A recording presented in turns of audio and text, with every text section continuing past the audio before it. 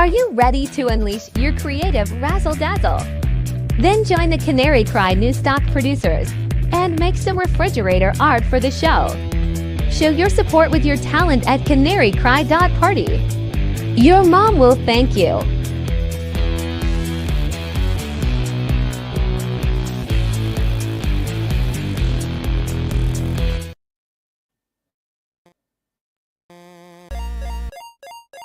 Yo, you curious about blockchain technology? Your boys Basel and Gons at CCNT have gone full crypto bro. Tune in to your favorite Sigma males and discover the world of blah blah blockchain. Don't miss out, fam. Join the ride and level up your crypto game. Investing in cryptocurrency involves significant risk and can result in substantial or complete loss of funds. The information provided by CCNT, Basel and Gons is for educational purposes only and should not be considered financial advice. Always conduct your own research and consult with a professional financial advisor before making any investment decisions.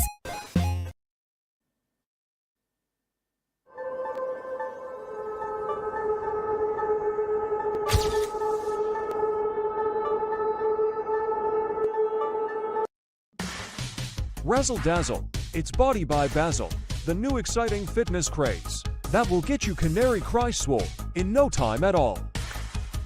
Just listen to these quotes from our participants. My muscles are huge. It's all or Nephilim. You'll be an apocalypse warlord in no time.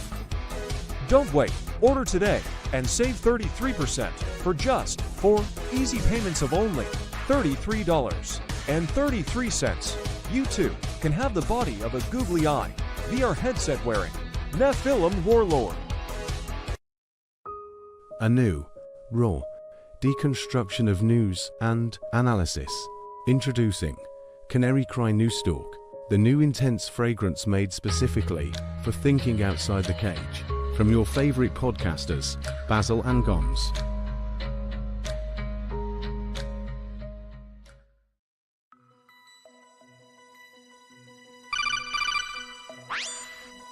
Gons, can you hear me? I'm hearing reports about a prototype Flippy arm. Don't tell me. Flippy is coming for our jobs. That's right. You know what this means.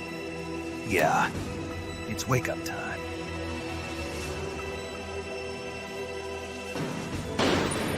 Think outside the cage.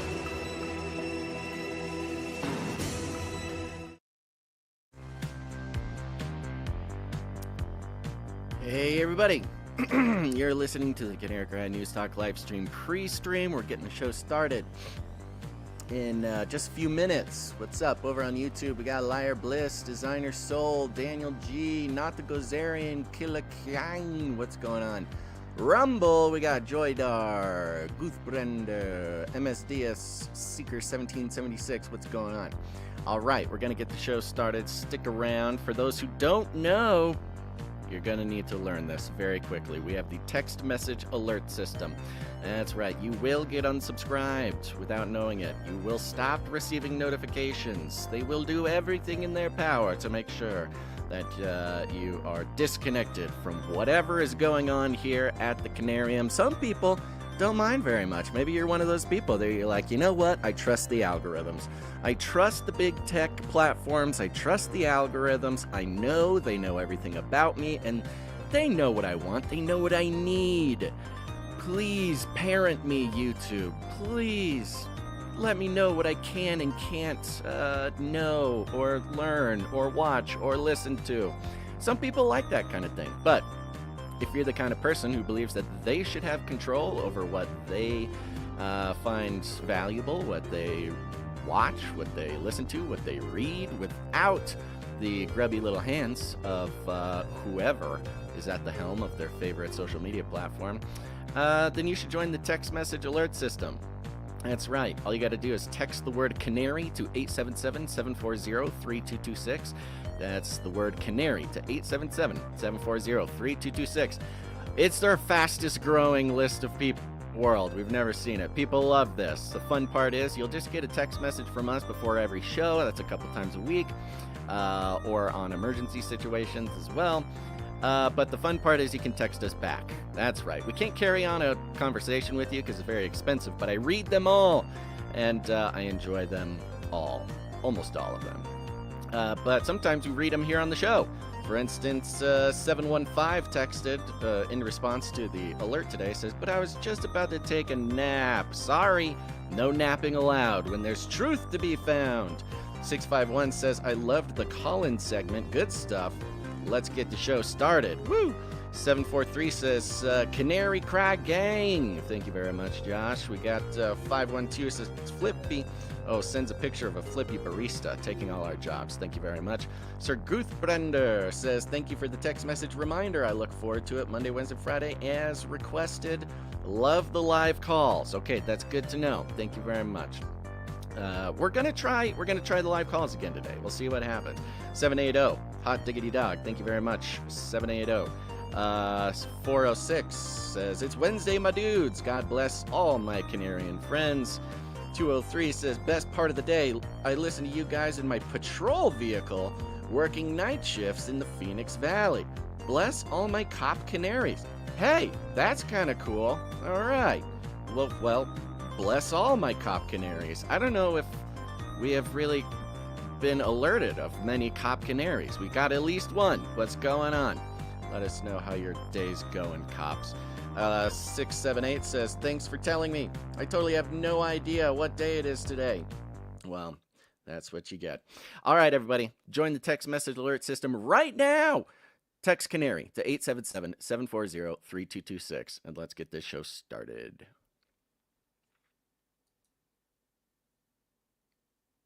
Soundboard is malfunctioning, so Oops. there will be no opening jingle, unless this reconnects, which I will try to That's do. okay. We can just hang out. I got more text messages we can read. It's an extended pre-show, folks. Isn't that fun? What's starting to happen now, we do need to pay a little bit of money to receive these text messages, but that's okay. It's fairly affordable. People have taken to texting on not show days, which, that's great. Send a little messages just for whatever's going on in your day. And that's very nice. Let's see here. This came. Oh, who is this? This. Let's see here. Oh, this was kind of a longer one. It's a little personal. I don't know if I want to read the personal one, but just shout out to 785. Got your message. Thank you very much. Very sweet message. Yeah, text the word Canary to 877-740-3226. We are about to have to change our email newsletter provider. It is clear. I was checking in with some Canaries who are on the email list, and things are very strange with the newsletter. It's giving us fake analytics. It's giving us fake clicks. It is only sending the newsletter. Only about 20% of the newsletter makes it into people's inboxes. And it's just this whole thing. So I was actually talking to ChatGPT about my problem. Say, how do I fix this? I don't know what to do. So I subsequently talked to a real human being who knows what they're doing. And so hopefully as soon as possible in this new year, we are going to be fixing our newsletter service provider. And so I highly recommend you go sign up for the Canary Cry newsletter at canarycry.party. Canarycry.party. You'll see all sorts of links to join all sorts of things. But find the newsletter, sign up there, because we will be sending out an email to just an enormous list of people, but they will need to confirm. They will need to confirm that they want to be on the list.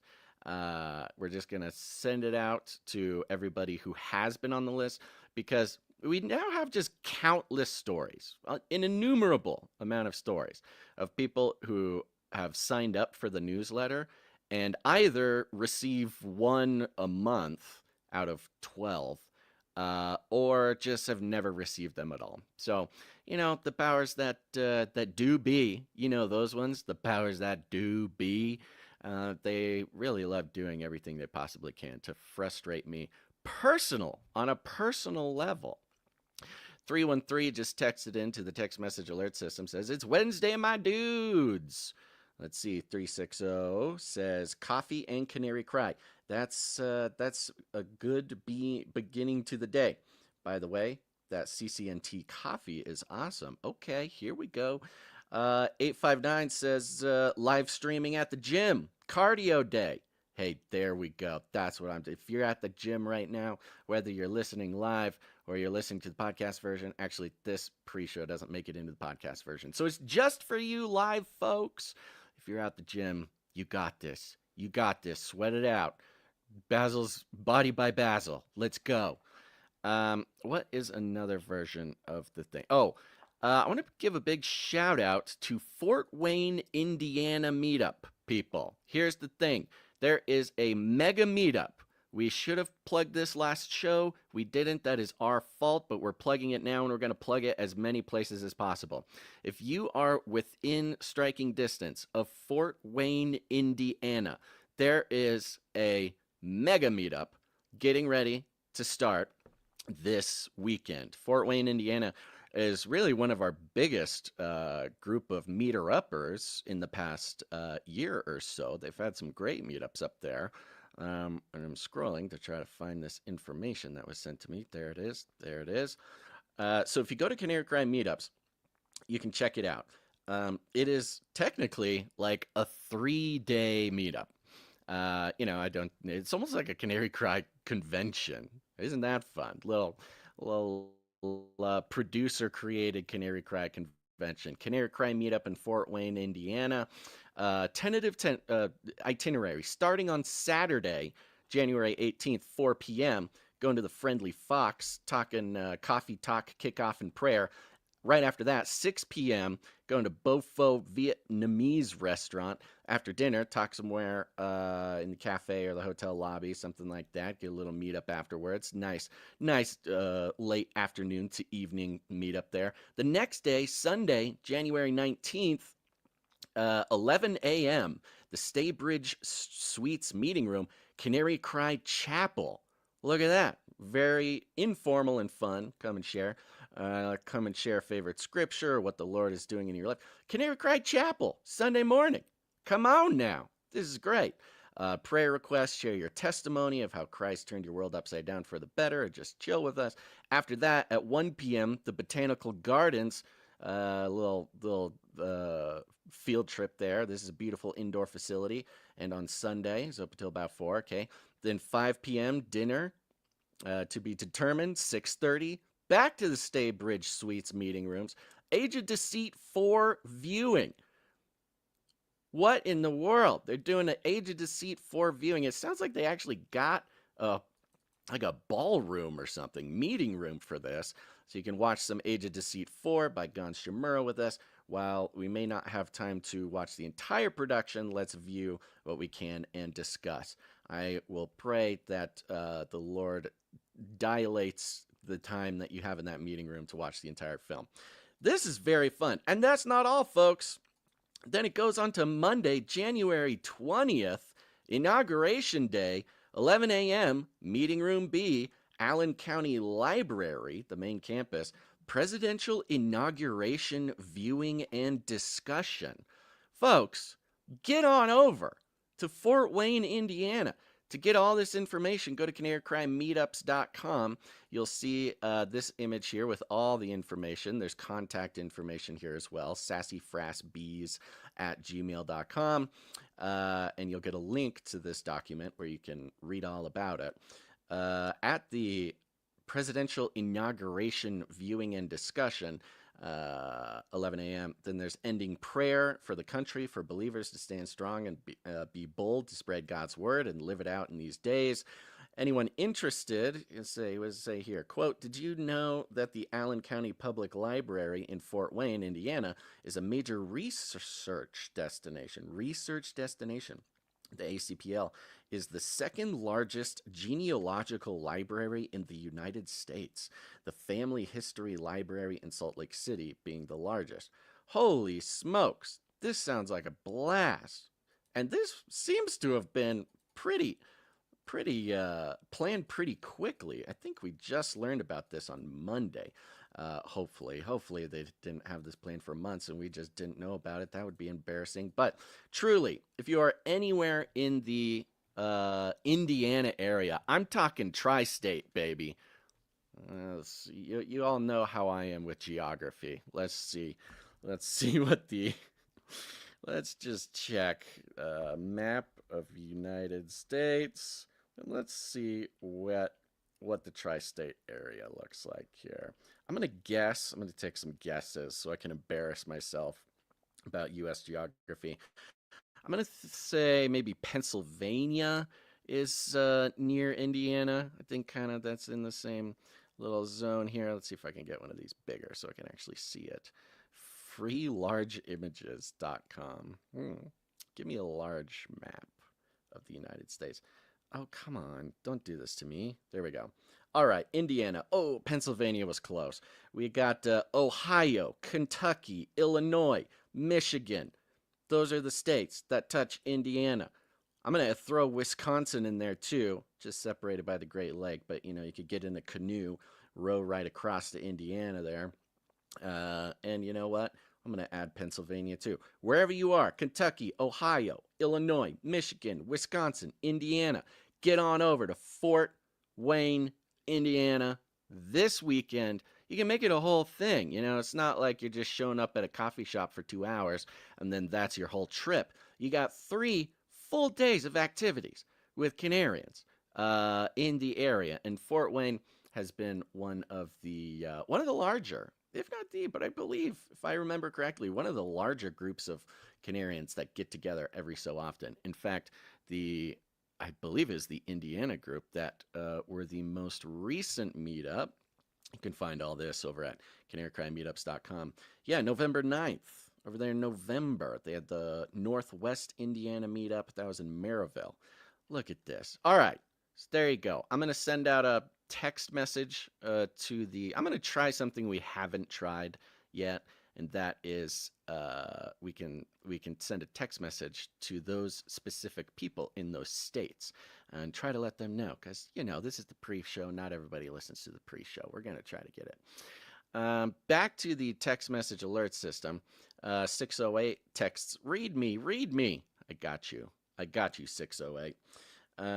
763 says, stay ahead of the curve, my guy. You'll always be the Canarians in the coal mine, and we're here for it. Good on you, 763. Thank you for that. 678 says, set them free, brothers, from another mothership. Be that blessing the good Lord made you. Stay frosty. Thank you very much, 678. Okay, I'm going to just check some messages here. Gon seems to be dealing with some technological issues that we're going to It's not happening. Working on. Intro's not going to happen normally, like the normal intro. So, I mean, we can just kind of go with whatever I got over here. I don't know why the board is not working, but I'm working off the backup now. So if the board doesn't work, does that mean there's no we got jingles. We have jingles. The physical board is not registering. Like normally, you know, I got some jingles and stuff that are not repetitive, but you know, like your standard ones. Oh, you're saying you don't have hardware, the and opening, the hardware is not connecting. The intro music is not on the backup jingle playing ability. Yeah, we could probably. Unless we'll find out, because I do have a couple potential, and they're labeled intros, but they may not be the intros that we're used to. Yeah, it could be one of the alternative intros. That's okay. We should probably just, when we get the chance, upload the intro into the StreamYard, just so it's always right there. Yeah, I know. Yeah, that seems like a good idea. Yeah, but okay. Well, we can talk about this off. I mean, it's not the way a it bad gets idea. captured. It's not a bad idea, but the way it gets captured in Audition would be secondhand through. It's just a whole mess. So yeah. Well, there you go. We'll throw it in there so we have it for emergencies next time. All right. However you want to do this, maybe just like play it off of a different. We'll find. I don't know what this is. Well, yeah, maybe, but I don't know what this is. Let's find out. The world is getting crazier. People are acting more and more insane. The end of the world is tomorrow. Tomorrow. There's only one thing to do when the world is falling apart. Listen to Basil and Gonz as they discuss this week's news and events through the lens of Bible prophecy. You are listening to Canary Cry News Talk. Woo! You're You're listening to Canary Cry News Talk. Today is January 15th, 2025. We are live to tape on episode 807. And today, Ceasefire. Signing on from Off the Grid, Razzle Dazzle. I'm your best buddy Basil, and you are not crazy.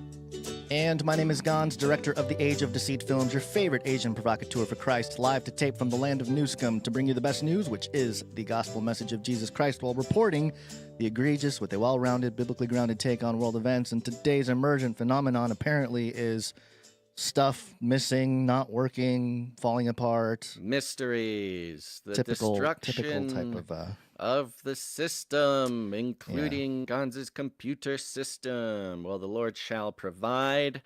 This is very fun. Welcome, everybody, to the show. Thank you to the people who are live in the pre-show for a little extended pre-show as we figured things out. The Lord came through. Gons had a little issue with the soundboard, and we didn't have the starting music, the intro music. And he says, I don't know what this is. I don't know what this file is, but we're just going to try it out. And he clicked it, and a miracle from heaven, it happened to be the intro to the show. So that's wonderful. That's good. Okay, so we're going to just kind of get scooting as often as we can, or as fast as we can here. Gons, I wanted to take a second and edify you, as well as myself, and as well as the long-term OG Canaries, because part of the long-standing Canary Cry lore is when we first started the podcast, the very first episode, maybe even the second episode, you and I were working together at a megachurch. That's how we met. We were quiet, weird tech dudes running the media department of a megachurch. Certainly not running it. We were working. No, not running. We were employees. Yes, we were peons in the system. Yeah. And we would work in the same room, and we worked in the same room for maybe like 6 months before one of us like turned around and like talked to each other. We're people don't get it because we're on the show. We're best friends. We're talking. We're having fun. But we're both very kind of quiet, shy people around others, around strangers. And then one day, I can't remember exactly. I think you mentioned Nephilim, or like I mentioned, what was it? Occupy Wall Street or something. Yeah, it was Occupy Wall Street at a weekly Bible study for the tech people. Yeah, and then we that started the ball rolling. It just went going. And so we recorded the first couple episodes at work on work time. It was after work time. It was? Yeah, we were clocked out. Yeah, it was certainly on work equipment. It was work equipment. It was work Which we equipment. got approved. We got approved before kind we of did it. We kind of got approved, but then. Yeah, we did. What happened was we weren't allowed to use the work equipment because our manager, our boss, had heard the podcast, and he says, sorry, guys, you can't use the church equipment for your podcast. And we say, why? And he says, because it's not kingdom work. Yeah. And womp, womp, womp, womp. So sad. That's not great. That's like the worst thing you can be told is like doing this cool thing for, the Bible, the word, and then your boss is like, this is not kingdom work. Not kingdom work, okay. Which is sort of the background radiation of all of our vulnerabilities and our insecurities when it comes to us as podcasters. What? That's true. How many people would have quit right there? That their boss is like, they listened to the episode or whatever, they checked out the website, and they're like, no, this is not kingdom work. You know what's funny? How many people would have quit? I don't know if he knows just how like influential and important he is, because of course we're always asking ourselves like, okay, is this kingdom work? Are we doing kingdom work? Yes, I think we're doing that kingdom is work. the thing. That's the plan. Yeah. But the other thing he said when he was like trying to be cool and kind of talking to us about podcasting like as a format was he says, it's only good for marketing. I've looked into it. It's only good for marketing. Yeah, back in 2011, 2012. Yeah, because he's the head of a tech department of a big mega church, so like he was looking into podcasting, right. And what he said was it's only good for marketing. You have to sell ads. Like, do you remember him saying this? I don't remember the ads part, but I do remember him talking about podcasts. He didn't say ads, but he says it's only for marketing, meaning if you want to do anything with it, you have to sell ads, you have to sell a product, you have to do that. And I just giggle every time because he's a great guy. Yeah, he was a nice guy. Yeah, nice guy. We got along great. He was not a jerk or anything. He was a great no. boss. But he just said these couple of things that have just like installed themselves into the operating system of us in this show. And look at us now, dude. Get out of here, marketing. We don't need any ads. 13 years later. We can do kingdom work and not use podcasting for marketing. Take that. So I bring up this story because I've now heard 3 separate conversations from podcasters, influencers, huge names, very popular voices. 3 separate ones now who say, and these 3 are people who have become Christians recently. And in their own words, these 3 same people said, yeah, I became a Christian because I started waking up to the truth of what's going on. Like, it started with being skeptical of the government, then it went to COVID, and as they sort of woke up to what's going on in the world, and like, you know, some might put the term like conspiracy theorists on there or whatever, but this process of waking up is what inevitably led them to becoming a Christian, to giving their lives to Christ. And it's hilarious because I think back to, of course, us and our non-kingdom work. You know, even the idea of like, we talk about the Bible and biblical prophecy, but we also talk about UFOs and JFK assassination and conspiracy theories. And the whole time, you know, we did have faith that like, this is for the kingdom. This is it wasn't to scare anybody. That's people are certainly, it edifies believers who are already into that stuff. But now we have living proof in this timeline, this version of the timeline, that, you know, seeking out truth, deconstructing the news and official narratives directly has led people to Christ. And so that makes me feel a little bit better about, you know, the entire thing that we got going on here, Gons. And so I wanted to encourage and edify you for that part of sort of the grand narrative of what's going on in the world. Because, of course, we're constantly taken by surprise how the mainstream has aligned itself with our weird little 13, 14-year-old, you know, I don't know, culture thing, community. Yeah, worldview. And that includes, it is explicitly waking up to these things that has led some pretty loud voices to Christ. So good job, Gons. All praise goes to God. I don't think I did anything. I'm just well, blessed enough to yell into the microphone. You did show up and sit in the chair. And we tell this to everybody who talks to us about wanting to start a podcast. You should start a podcast. It's going to be very hard. It needs to be everything to you because you need to keep doing it even when it's sad, even when it's even when there's nothing, even when there's nobody listening, even when there's no support, even when you have to sit down in the chair and you have to keep going. And so for that, Gons, I give you lots of credit because you're still sitting here in the chair. But yes, you're right. The rest is God. The rest is the Lord. And all the Canarians out there should also internalize this information. And anyone who has ever produced this show deserves a little bit of credit for being that sort of cultural influence as well. So thank you very much, producers. Thank you very much, listeners. And well, I guess we're sitting in the chair again. We just got to keep going. Yep. Got to keep going, especially with limited jingle board is going to be a little rough. Yeah. I don't know why it's not connecting. I mean, it's lighting up, but it's not giving me the screen with like all the buttons, you know? Yeah, that's very strange. I don't know what's going on. Well, we'll do a cappella if we have to. Okay. Let's see here. Are we doing disclaimers or anything? Let me mention, you know this jingle. Canary cry that support. Everybody's very familiar with that one. The voice behind that jingle is visiting me, and I do have to go pick him up at the airport at some point. Yeah, you got to pick up a friend of the show at the airport very soon. So I mentioned in the pre-show that we are going to do call-ins for this show.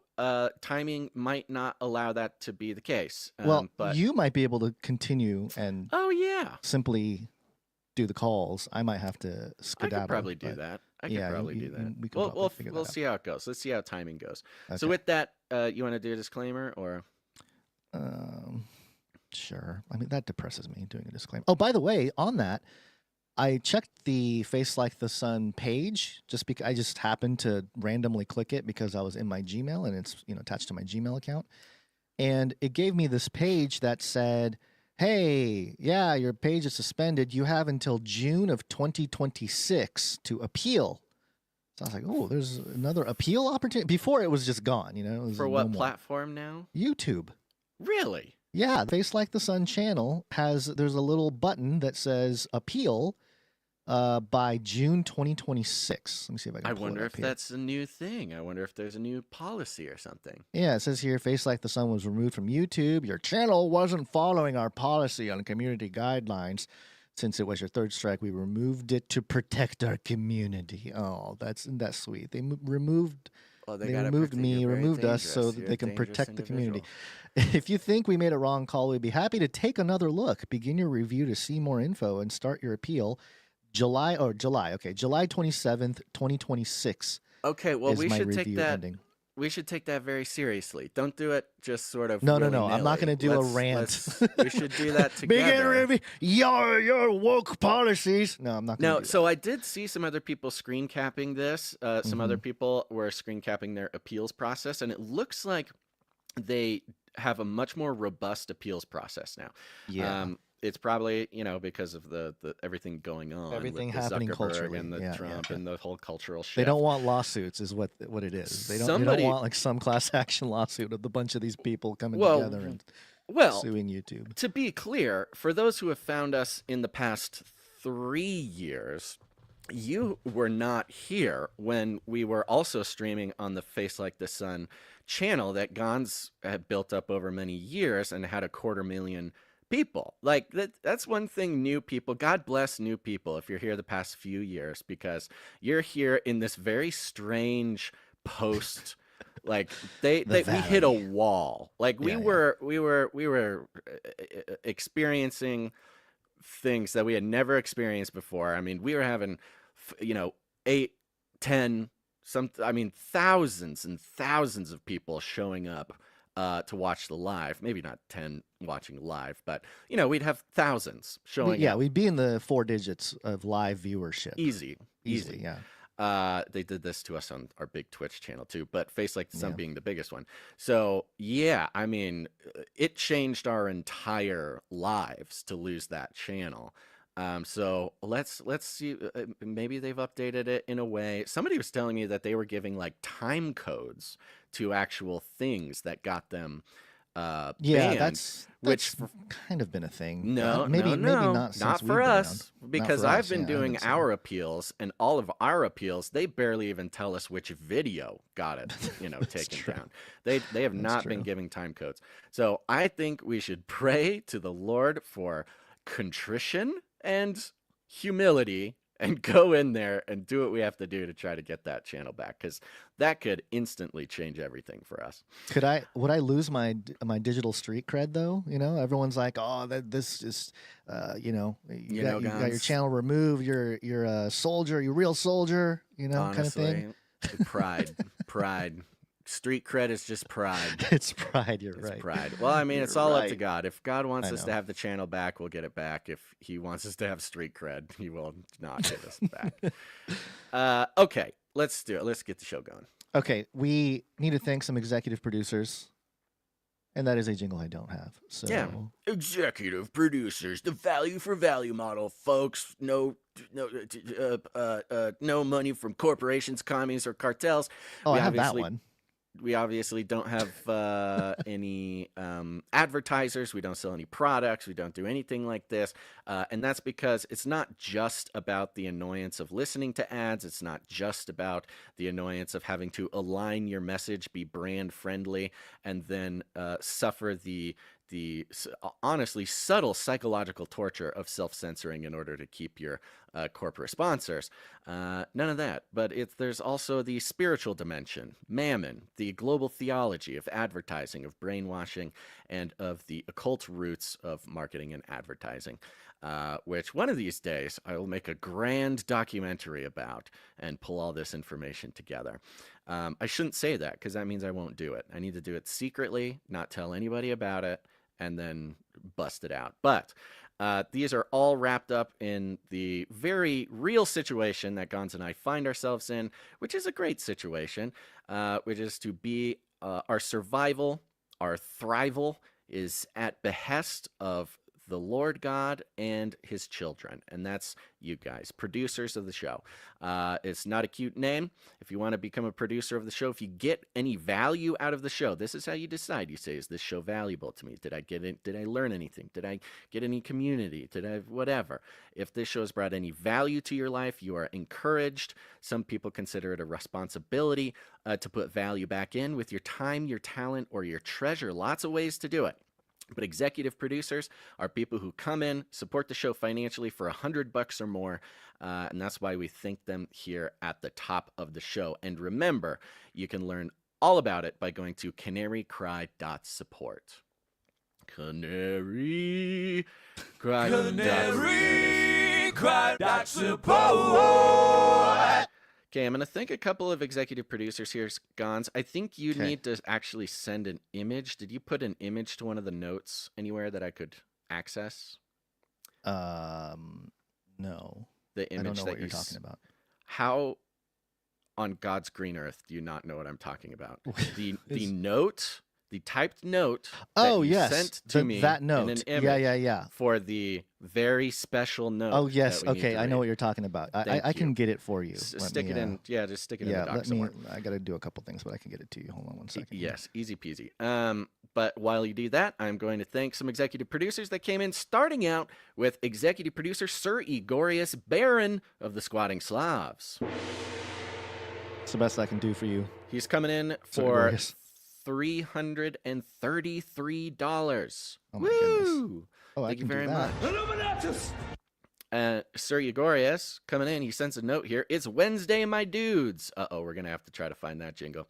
I'm so proud of the Canarium for meeting the Executive Producer Challenge. That's right. Thank you to everybody who helped meet the Canary Cry Christmas Bonus Executive Producer Challenge. Sir Igorius coming in. He says, here is the $200 as promised, plus a bonus to get 2025 kicked off. Jesus is King. Thank you very much, Executive Producer Sir Igorius, Baron of the Squatting Slavs. Really, really appreciate you for all the wonderful things you do, but also keeping your word and supporting the show in an extravagant way like this. It is Wednesday, my dudes. That's right. Next up, we have the one, the only executive producer, Sir Alex Protocol V2, Baron of the Berean Protocol. It's coming in for $100.33. He's keeping it going. He's streaking. He's on a 361 episode streak and a 14 episode executive producer streak. There we go. Woo. Thank you, Sir Alex Protocol. Thank you very much.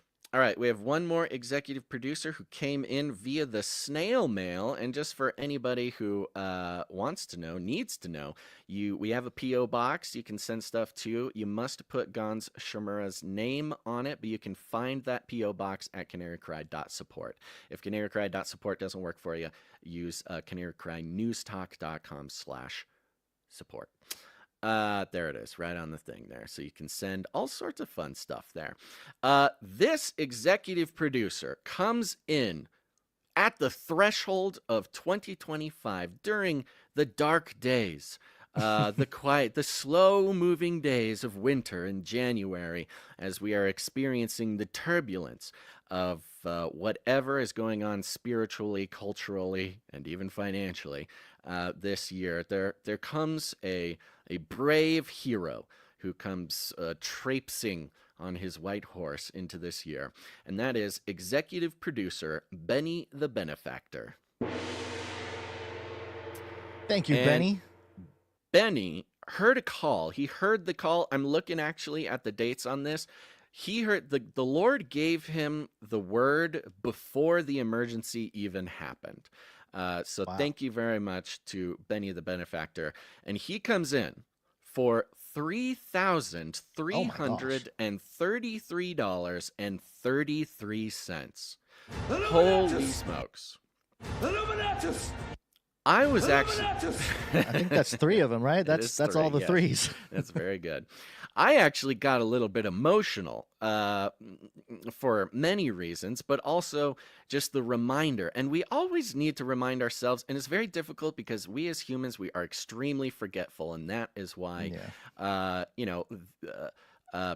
systems, religions, relationships, spiritual realities that have been known for thousands of years based around, the Judeo-Christian tradition and God's scriptures here, a constant theme, not just for the Old Testament, not just for the New Testament, and not just for God's people for thousands of years afterwards, but maybe the most important. I was just talking to somebody about this, and I'm just busting it out here. The theme of forgetting and remembering who God is, what our relationship to God is, and what God has done for us, and therefore what we can count on him doing in the future. This is the struggle of humanity, is the constant forgetting and the necessary remembering of what God has done. It's the key to moving forward in faith and hope, and this is one of those cases. It made me very emotional. Benny the Benefactor comes in for the 333333 just in time, and he sends this typed note here that says, "Dear Basil and Gons, the door to 2024 has been closed, and 2025 brings new opportunities. New doors will open this year, many of which will be unusual and in unexpected places. I pray that the door to God's pantry of provision be opened to you both." God bless. He sent this before this year, basically. Yeah. And I think interesting note to be reading on the same episode where you just busted out that there's a chance we could get the Face Like the Sun channel back. I think that's crazy. Certainly unusual and unexpected opportunity.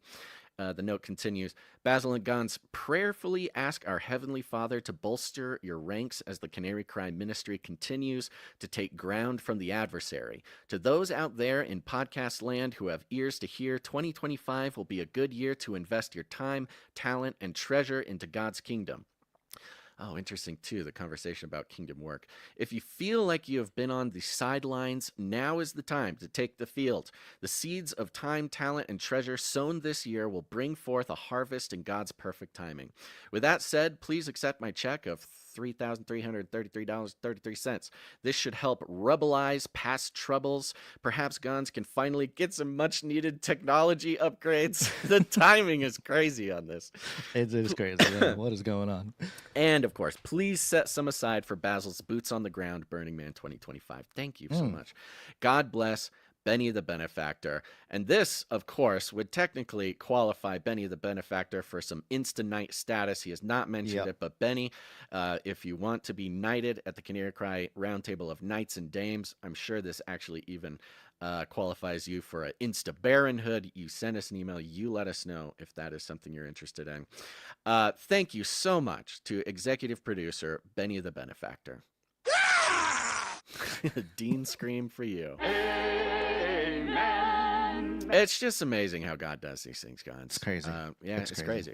I'm almost speechless about it. If my entire sort of career and skill set was not based around not being speechless, I certainly would be speechless right now. So there you go, folks. These are the executive producers who came in, made this episode possible for you. And remember, on the topic of producing the show with your time, your talent, or your treasure, you're not just producing for Gons or I or whatever, or God, of course, is included in that, but you're also producing for your other Canarians It is not just a community where Gons and I do everything. It's the producers who not only do things for us, but do things for the show and for each other, which is honestly a rare and special thing in this world, especially in the sort of online, I don't know, media community space. It's incredibly valuable. And so via the value for value model, folks, you can always jump in with your time, your talent, or your treasure. You can learn all about it at canarycry.support.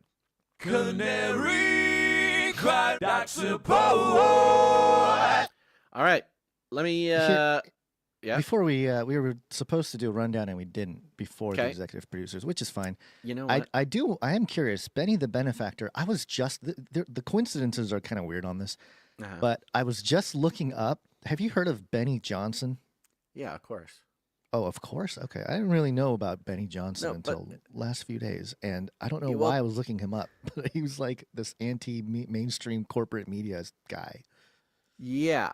conservative. It's interesting. There's a couple Benny Johnsons. This is not the Benny Johnson I was thinking of, but I have also heard of this Benny Johnson.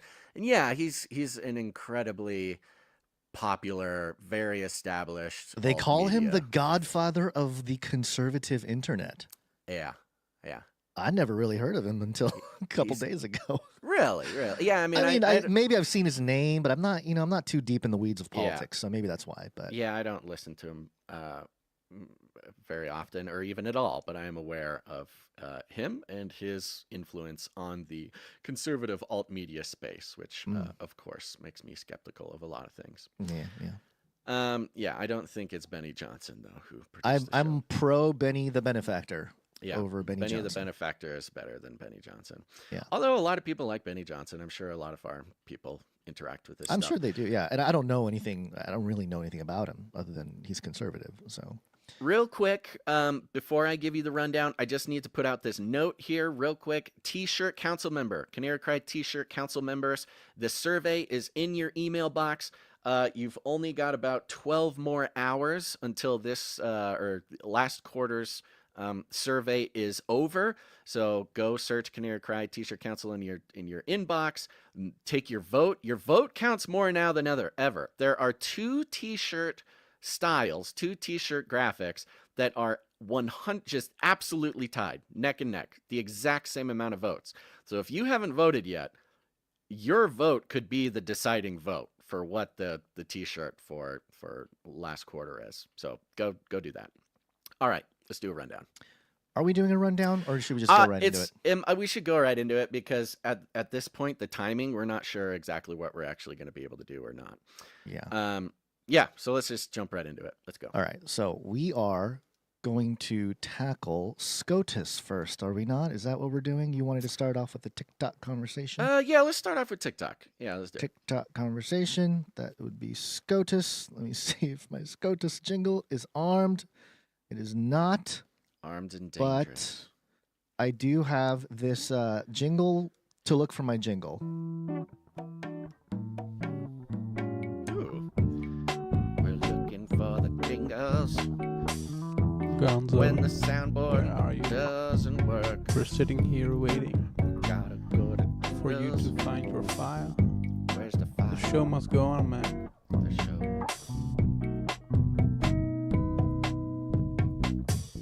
Gonzo's looking for a file. You already know this might take a while, and we're sitting here waiting on Cabana Boy. Please redeem us with words of joy. He's still looking for his file.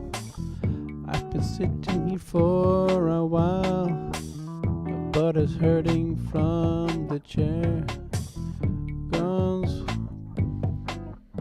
tell us you found the file. Where is it? Still waiting on you, buddy. Okay. Cabana Boy.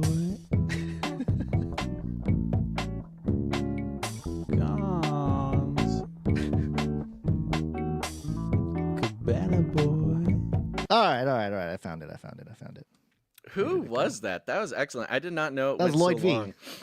Lloyd V. Lloyd V. I remember him making that. I don't know if we've ever legitimately used it, and We that was haven't, perfect. That was perfect. Yeah. Okay, here we go. Supreme Court, SCOTUS.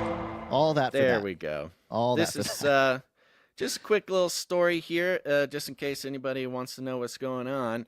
The Supreme Court has so far not. Well, let me just read you this. This comes from USA Today. The headline is "Wondering where to go if TikTok is banned? Here are 10 alternatives: gaining something, steam, momentum, traction." That is not the headline I have. That's crazy. As the Jan 19th TikTok shutdown approaches, is it the... Oh, that's interesting. I might have an entirely different link here. That's strange. And the Supreme Court continues to consider arguments for banning the app in the United States. Why don't you read yours? I don't know what's going on. This is not the same thing. Okay, yeah, this one is titled "TikTok Plans to Shut Down App in U.S. Sunday If Ban Holds," reports say. There we go. Here's what to know. TikTok is preparing to shut down its popular short video app to hundreds of millions of users in the U.S. if a federal ban goes into effect Sunday, reports say. Sunday is the deadline for TikTok's Beijing-based parent company ByteDance to sell its U.S. assets or allow the app to face a nationwide ban unless the Supreme Court moves to block it. But while such a ban would effectively remove TikTok from app stores, it appears TikTok is making other plans not strictly required under the law. If the federal ban on the app goes into effect as scheduled, TikTok appears poised to shut down the social media app in the U.S. Sources familiar with the matter told Reuters the information first reported the news. The revelation comes after the Supreme Court appeared inclined to uphold a law President Joe Biden signed last spring on national security grounds, even as President-elect Donald Trump and some lawmakers are advocating for an extension on the Sunday deadline. And then they go into the ban a little bit more. Yeah, so this is fun. For a little update on the recent moves on this, Trump was appealing to the Supreme Court and being like, hey, guys, look, here's the thing. I know I also wanted to ban it, but things are different now. It's a different world. Let me make a deal. Don't ban it on Sunday. Let me get inaugurated. I'll make a deal. I'll figure it out. Just let me do it. And they have not so far extended that. The saga of, who wants to ban TikTok and for what reason has been a sort of back and forth tumultuous one for years. But here we are, just a few days away from the potential. Of course, there's a group of people who want to, Elon to try to buy it. There's, of course, lots of TikTok users, mostly liberal ones, who say, oh, no, I'd rather it die. If Elon buys it, I'm going to burn it down myself, like this whole thing. And Mr. Beast threw his hat in the ring. He was like, I should buy TikTok. I, like, I don't think you're rich enough yet, but he's, he can make do a that. deal. He can find a deal. He can make a deal. He's Mr. Beast. I mean, come on. But one of the interesting things, just a little notable thing about this current movement, this current hullabaloo, comes from the CNN article. The Great Social Media Migration, Sudden Influx of U.S. Users to Red Note, connects Chinese and Americans like never before. Oh, no, I don't know that that's a good thing. We don't necessarily want China connecting with us. And it gets even better, Gons. As Supreme Court justices ponder the future of TikTok in the United States, a growing number of American social media users have responded by moving to an unlikely alternative. Xiaohongshu, a hugely popular social media app in China. The app, which means Little Red Book, often shortened by U.S. users to Red Note. I think it's weird they're saying it's by U.S. users calling it Red Note. Like, there's a pretty concerted marketing effort to get Americans to call it Red Note. It's not like organic, but this idea, now this is the rub on all of this. They are going to try to convince us that this is an organic movement, that Americans are organically leaving TikTok in protest and going to a Chinese social media app called Red Note, or they call it Red Note. The official name, Xiaohongshu, means Little Red Book, which will have some very interesting connections to Chinese history in a moment. But the user base has surged to the top position on Apple's U.S. App Store on Tuesday. Founded in 2013, Xiaohongshu is one of China's biggest social media platforms with 300 million users, according to research firm Qianghua. Described as China's answer to Instagram, the app has become especially popular for sharing tips on travel, makeup, and fashion. Oh! But while it has cornered the Chinese market, it hasn't gained much prominence beyond the Chinese-speaking world until now. Now, one of the reasons it has not gained any prominence beyond the Chinese-speaking world is because the entire app is in Chinese. Even even the little app icon itself is just a red square with like a full Chinese Mandarin word spelled on. Like there's no you click logo. on it. You click on it and you get this. Chinese show! That's the little jingle they put at the end of all the Red Book things. And so, I mean, you could probably guess the type of TikTok user who is sort of throwing this tantrum and going to a strictly Chinese language app. And they've got some interesting things to say about this, which I'll read in a second. And just to not bury the lead, what discerning social media users are pointing out is that the translation of Xiaohongshu is Little Red Book. And Little Red Book is a reference to Mao Zedong's Little Red Book, which was Mao, psycho murderer communist man, wrote, it's like his Das Kapital. It's his Marxist handbook that he passed out during. This is Mein Kampf. It's his Mein Kampf, right? This is the Mao Zedong Mein Kampf, which is like you literally just have to have zero context for history to think that it's cool to reference the Little Red Book. I mean, 100 million people were killed because of this Little Red Book, but okay. And CNN does reference. I didn't think they were going to do it. I thought they were going to leave it out. But they do reference, how is Xiaohongshu different from TikTok? Well, for starters, Xiaohongshu wasn't designed for English speakers, while TikTok isn't in China at all. Xiaohongshu's name could be seen as a tongue-in-cheek reference to a red-covered book of quotations from the founding father of communist China, Mao Zedong. So CNN is like, it could be a reference to the Little Red Book of Mao Zedong.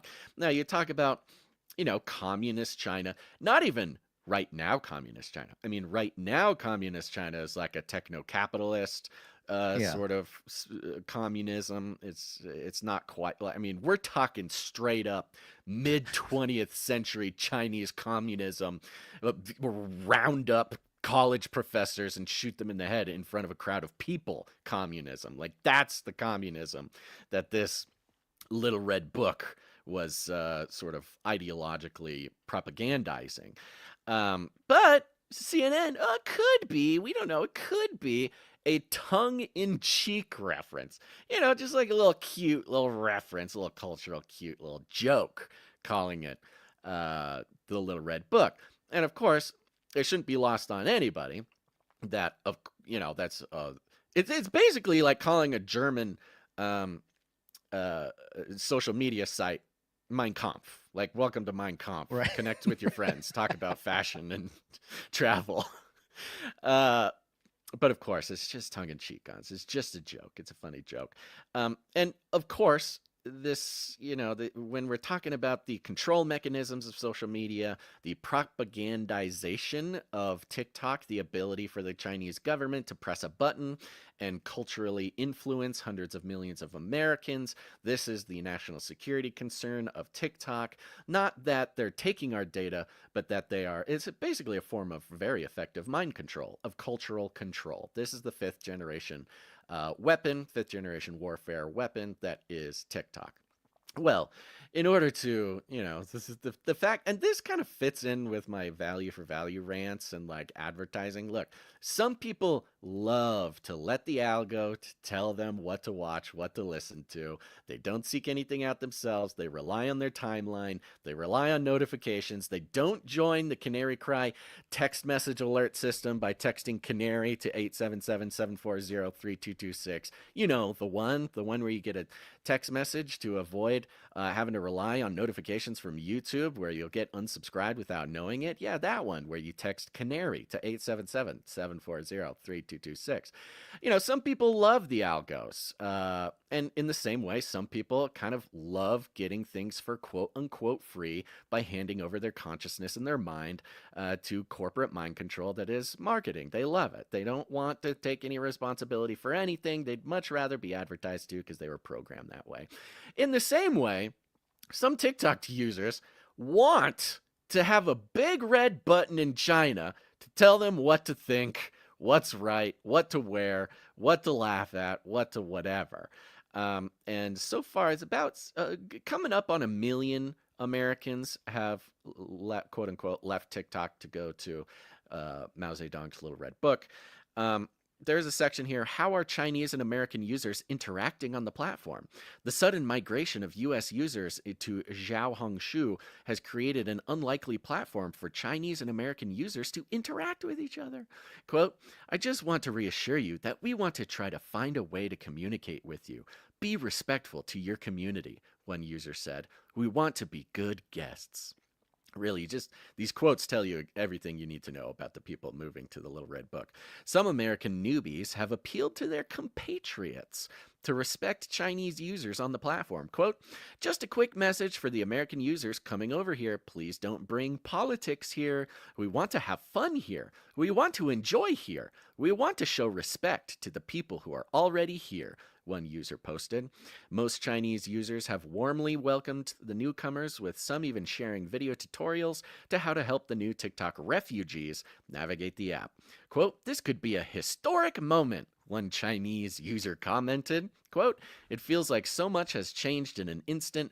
Ordinary people from our two countries have never really connected before. I hope everyone can take this brief chance to engage in meaningful exchanges of ideas. And the fact that anybody would think that this isn't a literal Chinese Communist Party operation to seal the deal on their cultural influence when it comes to mind controlling American citizens, the very idea that this is sort of organic, where do you think people are learning about this? They're learning about it from TikTok. Somebody at TikTok pressed the big red button to make sure that everybody at TikTok knows that they got to go to Red Book if they want to stick it to Elon Musk and Trump. One person even seized the opportunity presented by the influx of American netizens. Now we're getting into network state stuff here, Gons. Influx of American netizens to ask for help with their English homework in a viral post that garnered over 2,000 likes. Now listen to this. Ivy Yang, a China tech analyst and founder of the consulting firm Wavelet Strategy, said the new American users had, quote, unexpectedly created one of the most organic forms of cultural exchange between the U.S. and China we've seen in recent years. It's organic, Gons. That's how you know it's not organic. Is that they have to tell you how organic this was. It's like, oh, it's so no, organic. So. These Americans, they just want to talk to Chinese citizens so badly. This is coming on the heels of the admission by social media platforms that they plan on. This is a feature. They are planning on booting up hundreds of thousands, if not millions, of AI individuals to just be more entertaining on platforms. Like, that's the feature. Come to Facebook, because we have a bunch of AI profiles that you can flirt with. I have a feeling, I'm just throwing it out there, Little Red Book, obvious, propaganda, obvious reference to communist China. I have a feeling that all of these super friendly cultural exchanges with quote unquote regular Chinese people, I bet a good portion, if not all of them, are AI created to sort of sympathize. Invite. Yeah. Get American citizens to sympathize with normal Chinese, because a lot of what is coming out of the Little Red Book, people posting like, hey, come over here, look at the cool posts. It's all about how awesome China is. Look, they have the best self-driving cars. Look at this luxury accommodation. Look at all these normal, regular Chinese people all have self-driving cars and live in these beautiful things. They love China. Like, it's all pro-China propaganda about how China is like this luxurious paradise of future technology and stuff. So obviously the Little Red Book is just chock-a-block full of quote unquote organic connections with Chinese AI. I have a feeling a lot of these Americans will suddenly find themselves in romantically interested, online relationships with these AI. Is very powerful. It's really the next step in the like 5th generation warfare, social media like mind control thing. Social engineering, yeah. And is directly related to what we've been talking about in regards to network states, network citizenship. These are TikTok citizens going to a new renouncing, right? land. They're renouncing their TikTok citizenship and picking up new citizenship in the Little Red Book. And it's got this sort of globalist thing, like, oh, you got normal Chinese people and normal Americans. Both, they might be citizens of different countries, but they're both citizens of Red Book, and they're getting along, and they're agreeing to not talk about politics because that doesn't matter. It just matters that they build this positive experience together as citizens of the network state of Red Book, Mao Zedong's Little Red Book. So it's very sinister. It's really wild to watch the reporting and the experiences people are putting out about this. Just to note, days of Noah, as Jesus mentioned, included 350 years after the flood, because Noah was alive for 950 years, 600 to the flood, 350 after the flood. So he was probably around during the Tower of Babel. It says here in this quote, users are finding creative ways to transcend language barriers, navigate cultural differences, and coexist in fascinating ways. And coexist is that trigger word for anybody who's been around, those coexist bumper stickers. That thing really, oh, man. She added, quote, this community building happening in real time could have lasting impact, and I'm cautiously optimistic. So at least she's cautious, but yeah, this is straight days of Noah type stuff. You're breaking down, you're transcending language barriers, just one step back to a universal language. It's total globalist garbage. Like it's so obvious. But some people, like I said, some people are so programmed, like they're so attached to it that they don't care that it's pretty clear that TikTok is used as literal cultural mind control for Americans. They think that their thoughts are their own. They think that their preferences are their own, and they would much prefer join the side of a very specific and explicit reference to mid 20th century murderous communist dictator type ideology, even if they have to, that's the thing. At this point, they are much more comfortable talking to Chinese AI bots than regular humans in their own country, and that's the sort of deviousness of it. Yeah, very sad. Okay, that's good. Well, it's not good, but it's it is what it is. But let's talk a little World War III. Speaking of which, because this is, in some way, this is World War. This is like a 5th generation war event here with all these TikTokers in America, giving their time, attention, and money to a Chinese communist platform. But this speaks into World War III. And let me get my World War III jingle. Man, I am just really not on the ball today. It's all right. This is really kind of bothering me a little bit. Like, again, it just means that we're not AI. People That's true. haven't fully internalized the fact that all the biggest podcasts, all the biggest shows, they are moments away from being the cleanest, most pristine, most uninterrupted, perfect pieces of quality media because it's going to be all AI. Even your favorites, it's going to happen. Right. Here we go. I got the jingles here. Wars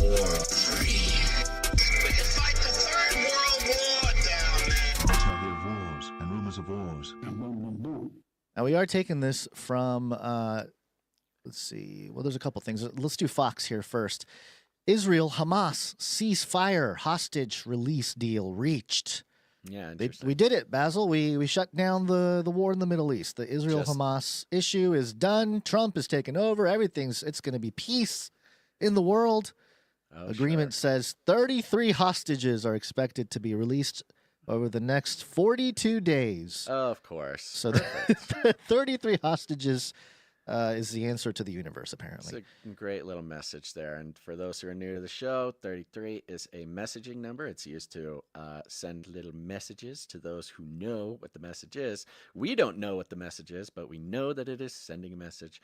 And so, yes, this sounds like much like how Mossad on 60 Minutes or whoever on 60 Minutes came out and said that, Mossad is the playwright for every current event that happens in the world, and they are the producers and the script writers and the actors and everything. When you see these numerological coincidences get put out, something else is going on. It could very well just be like entirely a show. It's possible. I don't know. Could be real. That could be a coincidence. It says here, Israel and Hamas have agreed to a ceasefire deal that also ensures the release of hostages, Fox News has confirmed. I believe Netanyahu just came out. Like, the most breaking of this stuff is that Netanyahu came out and said there's no conclusive deal or something like that. Maybe they're trying to give it to Biden. They're trying to Well, that sounds right. Frame it to, Biden solved the Israel-Hamas thing. Just wait a few days and Trump will take the credit. And very telling that this is quote-unquote confirmed by Fox when even Netanyahu himself is not confirming it. Yeah, it says here, for quote. those who are holding out hope that Fox has your best interest in mind. Yep. Quote, this epic ceasefire agreement could have only happened as a result of our historic victory in November, as it signaled the entire world that my administration would seek peace and negotiate deals to ensure the safety of all Americans and our allies. Triumph wrote on Truth Social. Come on, Fox News. You got to do a spell check. TRUYMP. Triumph. Said on Truth Social. Quote, I am thrilled American. And Israeli hostages will be returning home to be reunited with their families and loved ones. So, yeah, I mean... Thrilling. I hope it's... I hope it works out that way. Netanyahu not necessarily saying anything is done, but I would imagine the screenwrite. So this is going to be... this is the main contention, the tightrope walk that Trump is walking. The pro-Israel, the make a deal with Israel, the deal with Israel thing, but also staying supportive of Israel, staying, he's really walking a tightrope here. He's been clear that he wants the war to end, but he's also clear he's very supportive of Israel. And, Israel hasn't quite made it very easy for him, but of course a lot of Trump supporters are very anti-American intervention in the Middle East in all of its forms. It's a very difficult thing for him to do. So far, he hasn't stepped on any landmines, to use a manner of speech. But yeah, I think we're going to see a lot more of this kind of American media not quite matching up with the actual words of Netanyahu, because you got to remember there's multiple factions working out their own sort of agendas here. So I think more that it's always been very difficult to get a straightforward, comprehensive story of anything coming out of Israel, and I think that's going to continue. But it's interesting to see it directly from the mouths of Netanyahu and Trump, where Trump generally stays very supportive, whereas with Biden, and Kamala, they were generally they would say we support Israel and everything, but we're very mad at Netanyahu, and it's kind of like switched this position. It's very strange. Yeah, well, Trump's done his part in calling out Netanyahu on stuff too. Like there was that famous clip of him and saying that he's going to negotiate, and Netanyahu wasn't. He kind of like grunted something, and Trump made a laugh out of it. So there's been some moments. It definitely it feels, and I think this is the feeling that people have. I'm not making any like firm stances here, but the feeling that I and a lot of people have is that, as opposed to the Netanyahu-Biden relationship, where it felt very much like Netanyahu was the one in charge, he was the sort of dominant in the relationship. It seems like Trump is the one that does a little bit more of the pushing around when it's Netanyahu. Yeah. So Daily Mail also carried the story here. Not important to read everything about it, but there is a section here. All 3 U.S. officials requested anonymity to discuss the contours of the deal before the official announcement by mediators in Doha. President Joe Biden was preparing to address the breakthrough agreement later Thursday, officials said. Any agreement still needs to be approved by Israeli Prime Minister Benjamin Netanyahu's cabinet, but is expected to go into effect in the coming days.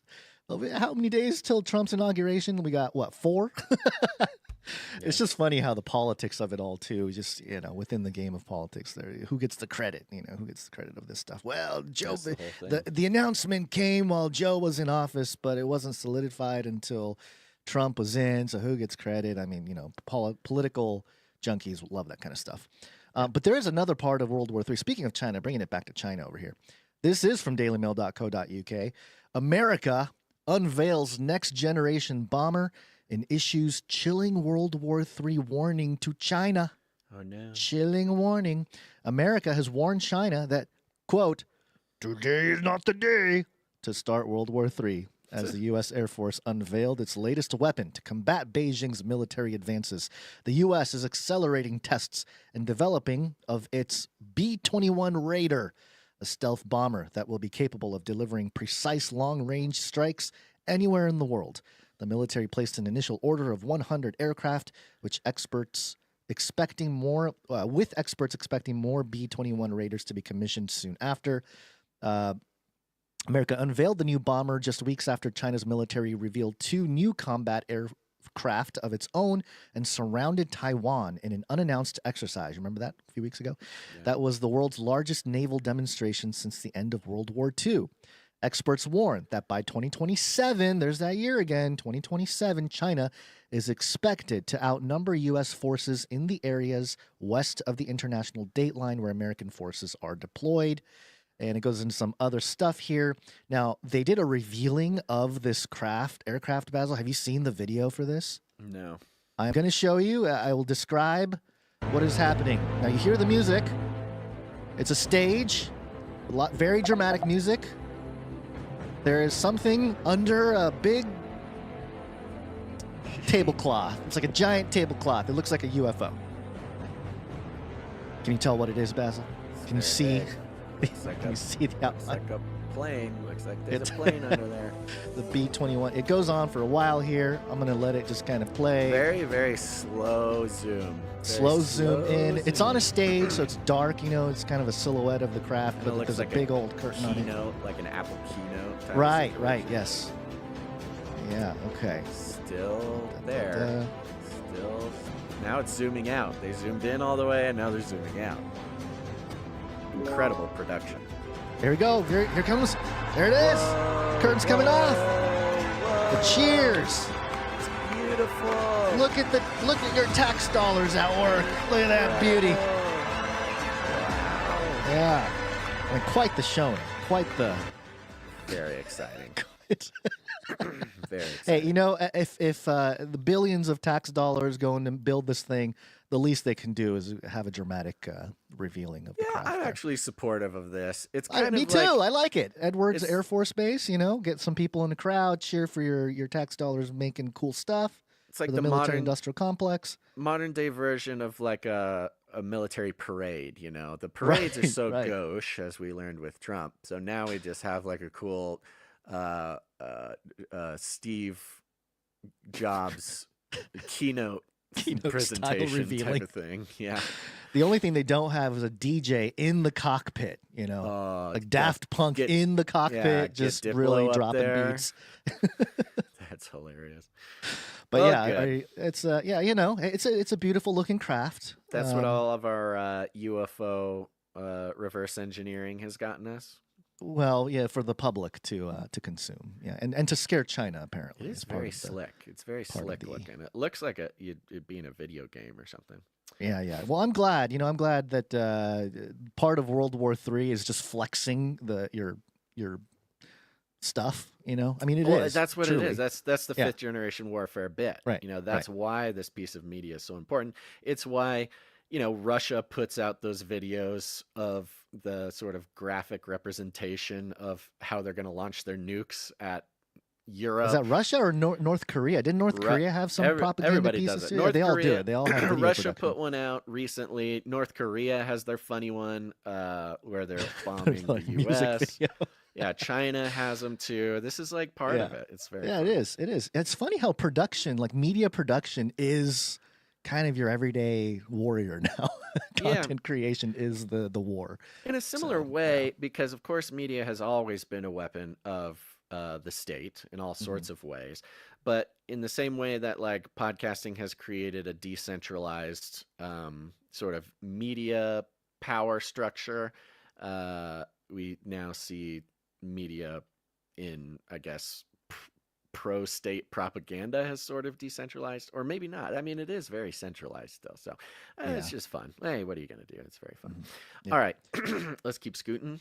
Okay, we're going to talk a little faith, little Bible. Is that what we're doing? Yeah. Why don't you open up with this Reuters, and then I'll take it from there.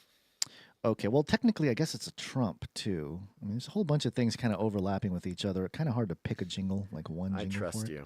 You don't need to pick one. Let's do this. Let me do... Where's my Trump jingle? Oh, here it is. Trump. We will launch a new age. Certainly a new age. This is Reuters, and the headline here is... Trump nominee Pete Hegseth weathers Democrats' grilling to emerge largely unscathed. And instead of reading everything, should I just read the bullet point? I think I'll just read the bullet points. Yeah, just do the bullet points. For people to get an idea here. Hegseth's past controversies raise concerns among lawmakers. Trump's nominee declines to rule out firing top general. That has to do with some of the trans stuff going on too. Yeah. Confirmation would be by a very narrow margin. Hegseth receives critical support from Republican Senator Joni Ernst. Hegseth's management experience questioned for Pentagon role. So the biggest thing, there's lots of videos coming out of his, questioning his congressional sort of review or whatever. Right. Most of them are women, just kind of getting very angry because most of the problems with Hegseth that they like to point out is his past sort of infidelities or alleged past infidelities. This narrative that he's a philanderer, that he's had bad marriages, that he's a cheater, that he's this, he's that. Please explain these statements because they're brutal and they're mean. Yeah, that was one of the quotes. Yes, he also had issues talking about how women can't be in combat roles. He wrote a whole book that included it. So this is whole thing. It's sexist. They don't want him to be nominated. They don't want him to be confirmed because he's sexist and he's a bad man. And that. Sure. Yeah. The usual. Yeah, which is all par for the course, and also par for the course is the right, or the at least cultural defense from the I don't know what you'd call it, faith community, new faith community, that maybe he's made mistakes, if he's made mistakes, but he's different now, that's a thing. Part of life, yeah, sure. We bring this really only to bring up and reveal a big moment for all Canarians. It is. We've been waiting for this moment. We've been praying for this moment. And in order to reveal this, as if it were a reverse engineered military bomber aircraft to show off to China, I now pull the sheet off of the magnificent device that I'm about to reveal to you, and that is Chris Shillzilla's X account, where Shill for sure. Lots of meatballs, delicious. The man, the myth, the legend, Chris Shillzilla, personal, close, intimate friend with the show. Been following him for quite some time, cheerleading his move from the mainstream media to the at least alternative media space. He's been making it work, and he's been on a journey. He's been on a transformation that we have documented for many years, and we've still yet to be contacted by his team. But we know for a fact that they are paying attention to what we have to say about him. And this came as a surprise. This is a thread from him yesterday. More evidence that our attention paid to Chris Shillzilla is making some sort of change in the world. His tweet starts with a thread. I have been on a faith journey over the last year. My brain just exploded. Say that again, Chris Shillzilla. We've said what now? We've done it. I've been on a faith journey over the last year. What? This is the first time I have ever heard of this. And nobody, I repeat, sincerely and earnestly, nobody pays as much attention to Chris Shillzilla than we do on this show. Give us one podcast that has a Chris Shillzilla Chris Shillzilla jingle. This is try it. A big moment. Yes. Find some other podcast that has had producers of the show create not one, not two, multiple, like a dozen jingles about this man following his journey from mainstream media shill to alt media shill. No, he's making his way. There was a year of independence. He had We're a year very of supportive. Out in the desert, and then he found himself in the alt engine there. But yeah, Chris or Chris's team, I hope you know, you should know this. We try. It kind of just comes out of my mouth now, the Shillzilla part. I know his name is Shillzilla. We're very supportive of Shillzilla. But, we're having fun. And come on now. I have been on a faith journey over the last year, which is why, why is he telling you? What does it take for Chris to reveal that he's been on a faith journey? Which is why I was struck by Pete Hegseth. In response to the Dems raising his infidelity, responding, quote, I have failed in things in my life, and thankfully I am redeemed by my Lord and Savior, Jesus Christ. I have thoughts. And we're going to get into Chris Shillzilla's thoughts in just a moment. But folks, Chris is nothing if not the perfect product of his environment. We have been, again, as always happens to us, diverse interests, perhaps even obsessions of ours, always tend to coalesce into very important cultural moments that give us, this show, our producers, and our listeners unique and powerful insight into the present and the future that nobody else has. I am confident in this skill, this gift of ours.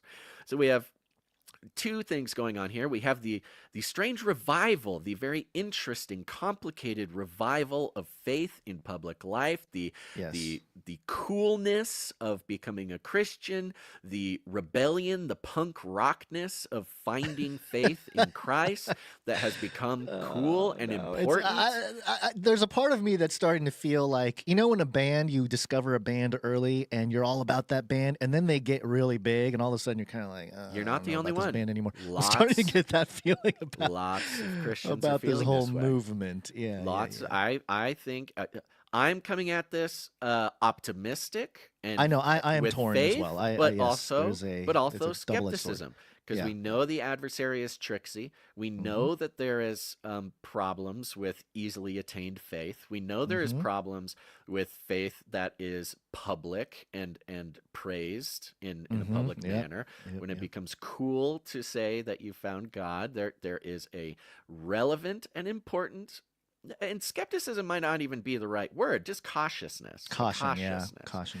And so, of course, we've seen this with Tucker. We've seen this with Russell. We've seen this with, what's his name? The actor who just got baptized and became, Denzel Which one? Washington. Oh yeah, Denzel Washington. Yeah, he had a whole photo op and everything. Yeah, yeah. This is the thing. This is thing. the thing to do. They are all becoming Christians, and they are all. I mean, Denzel Washington went from not being a Christian to getting baptized to becoming a pastor immediately, which has some questionable tactics in there. But whatever, I don't know.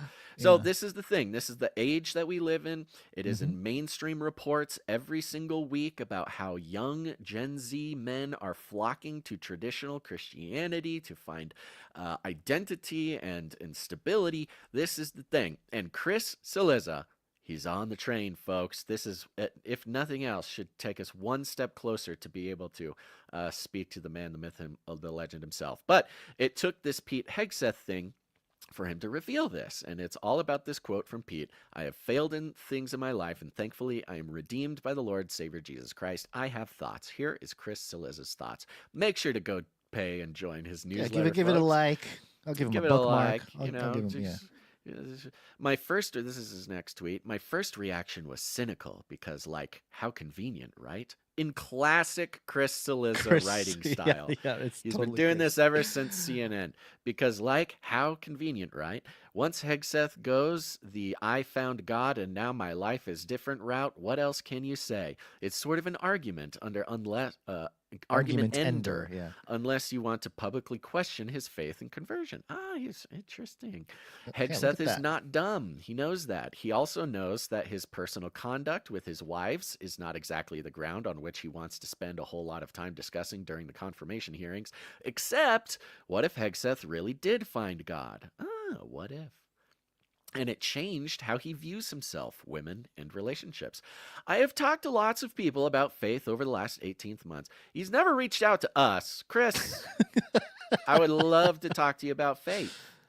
Chris's people, this googly-eyed man is a ordained pastor. It's true. People don't think about that. But and let me tell you this, to Chris and his people, because we know that they catch these segments. Chris and his people, I really do want to sincerely apologize if anything we say during these segments is mean or makes you think that we would not be a friendly interview or friend. I want nothing more than to have a friendly relationship and an interview with Chris. I feel I'm just talking to Chris and his people now. Nobody else listen. We have been told publicly on interviews over and over again that we are people's favorite interviewers. And I think, Chris, that we can become your favorite interviewers. I just want to get to know you, buddy. I have talked to lots of people about their faith over the last 18 months who have recounted how they found God after a particularly bad period of behavior, how at their lowest moment of depravity they found grace. And if we are being honest, none of us can look into Peter Hegseth's soul. None of us can know whether his belief in God and his conversion is genuine or political, which means I think that you can't just rush to assume that it's purely political because you don't like Hegseth or approve of his conduct. Parenthetical, I'm not sure there are many people out there, Republicans or Democrats, who condone how Hegseth behaved in his marriages. As someone who is desperately trying to think differently and deeply about faith and religion, or at least open up my mind to the idea that there are things in the world I don't know about and may not be able to fully comprehend, I caught myself instantly judging him as using his faith as a crutch. Thank you. Yeah. Which maybe he is. But maybe, just maybe, he actually means it. Wrote about all of this in my nightly newsletter. Read it for free at the link in my X bio. Chris, welcome to the club, buddy. Welcome to the family. Now, I don't know if Chris has given his life over to Jesus yet, but he seems like you can see how the thinking about how you can see how his faith journey is leading him. I was going to say, is that going to be... If he were baptized, would it be a genuine thing or a political thing, Chris? You're going to have to tell us if it's just a career move right now. That's what he's saying. But, he's kind of asking the right question. Because here's what I do like about this theme in his thread in which he reveals his faith journey is, I believe, a true faith journey, one of the signs of, a true conversion, a true thing. Now, faith journey, just so Chris knows, we might tease you a little bit about the phrase faith journey because it's been a bit of a branding thing in past years, maybe the last 10 years, faith journey has become sort of a, I don't know, what do you say, a motto, a colloquialism. Yeah, I mean, it's just a general description. Phrase. Yeah, turn of It's phrase. kind Yeah, of a that's marketing turn of phrase, but that's okay. What I do like about this thread is that when somebody is having a conversion experience, it is not just thoughts on Christ and faith that change. Like C.S. Lewis said, I will paraphrase, Christ is the light through which you see everything. A new faith or a movement towards faith or movement towards conversion doesn't just change your ideas on God or Jesus or heaven or whatever. It should change the way you see everything. And Chris here in this thing reveals to me, as someone who is paid to think and type and have opinions and see things in a way that people want to read about, I do get the inkling that this faith journey of his has affected the way he is seeing everything. In this case, seeing politics, seeing a potential politician that he may disagree with or not be on his side or something like that. And so I'm hopeful for Chris. I am encouraged to put another sort of check mark in the long list of strange people coming to Christ that I never would have guessed might happen, and am faithful that it is not my job, but it is God's job to complete that work. So we'll see. Amen. How it goes. Amen. Yeah. Clearly, not our job. I mean, this is barely kingdom work over here, according to some. On that note, we can't talk about this without checking in with Russell Brand. Yeah, Russell Brand. Newsweek was reporting on Russell Brand Christianity. Bear Grylls weighs in on comedian's conversion. And we don't have to go through the article, but it's interesting that Newsweek, of all people, are also discussing Russell Brand's Christianity and bringing in Bear Grylls, who's it's interesting. The establishment has their chosen faith voices. Bear Grylls seems to be one of those people that, at least, he's always been a Christian, I believe. Like, he's been public about it, but he's coming from the system. But basically, Bear Grylls came in and said, "Hey, I've seen tremendous change, and I support Russell's faith walk and change and everything else." And Newsweek, all they want to bring up is the sexual assault allegations.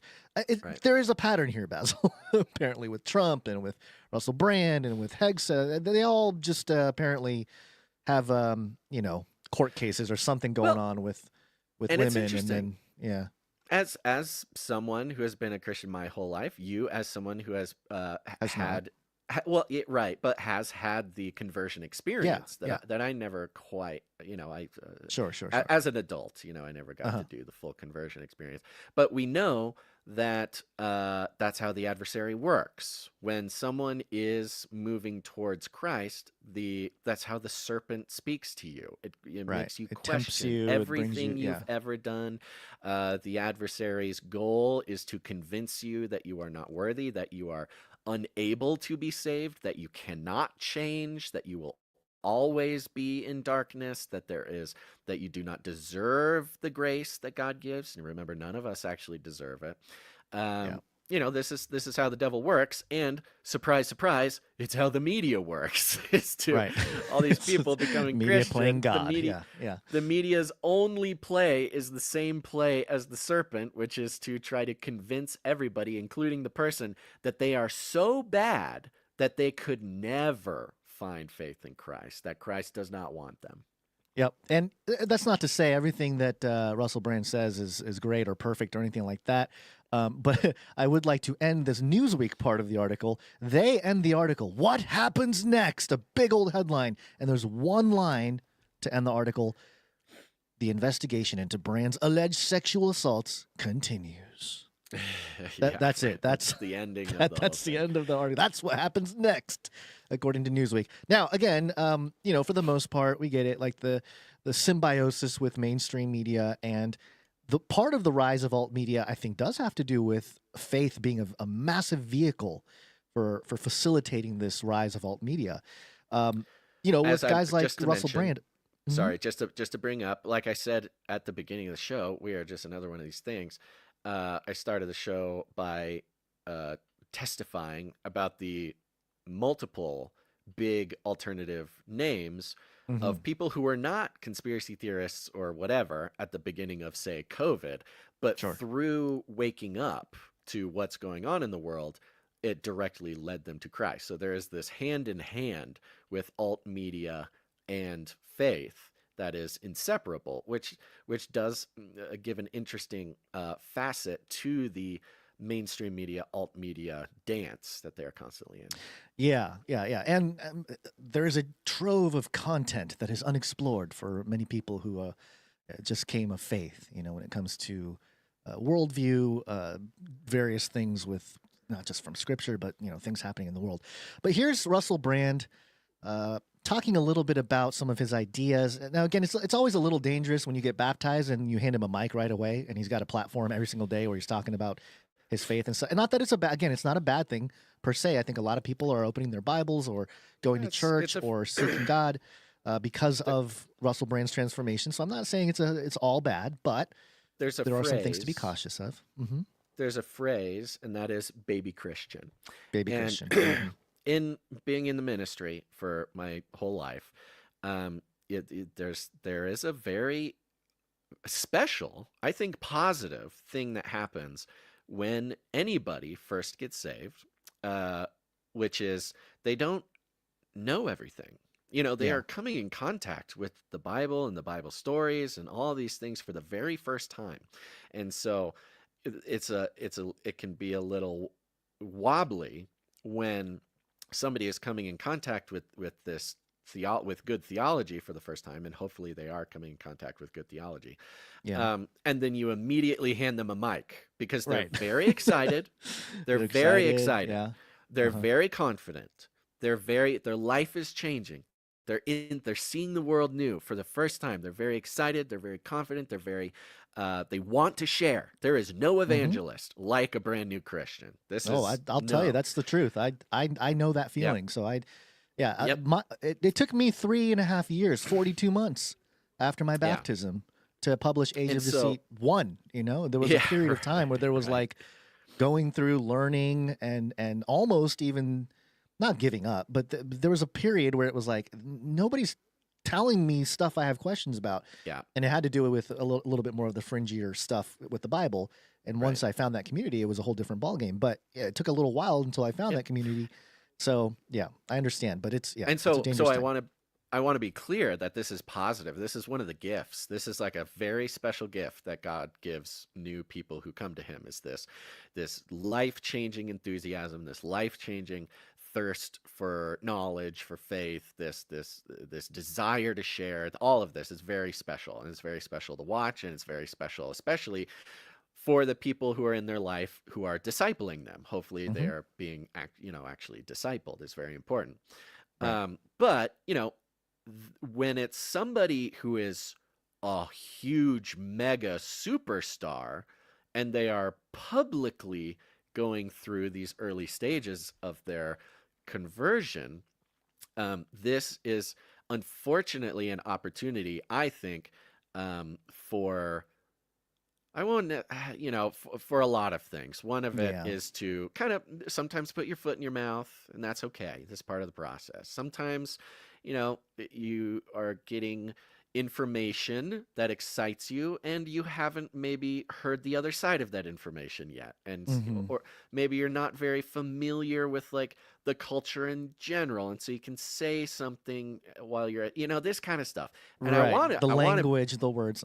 Yeah, and I want to make sure to any new Christians who might be listening, hopefully what you're hearing from me is that you're in a very special period, and pursue that and follow God in everything, and don't pay too much attention to people who might be negative towards you for saying something wrong or criticizing your thought or something like that. Yes, that it can be. And I would give obstacles for sure. Yeah, I would give the alternative message to all the longtime Christians, all the veterans, all the grizzled war goblins of Christ to, just have a little bit of grace. Show some grace, yeah. For Show some grace. people, because it's very easy to be like, oh, nope, yep, it's fake. He's fake. It's fake Christianity. Yeah. Anyways. Yeah, well, let's play this and then we'll discuss. Now that we are tethered potentially to continual self, we are going to have to, I believe, learn new ways of understanding Scripture and new ways of receiving Him. Because as the Word was written in the language of its time, anticipating all time, for surely He exists beyond time and beyond space and outside of the senses. The ultimate reality is beyond the conditions of our reality as we appreciate and receive it. We, as inhabitants of this realm, are going to have to learn how to operate within technology. Otherwise, that technology, I reckon it could become pretty Luciferian. It could become a kind of false light. Now that it could become a false light, it could become Luciferian. He has the general idea, but I think the words he's using is what is turning off a lot of people, especially like veteran Christians in the space. They hear we need a new way to understand Scripture, and I mean, I had the same reaction. I was like, "There's nothing new under the sun." Russell Brand. What we need is to actually go back to the ancient understanding of the first century, go back to the supernatural worldview of the Bible and go back to the core of it, because that will speak into what we are dealing with today, which has been our message.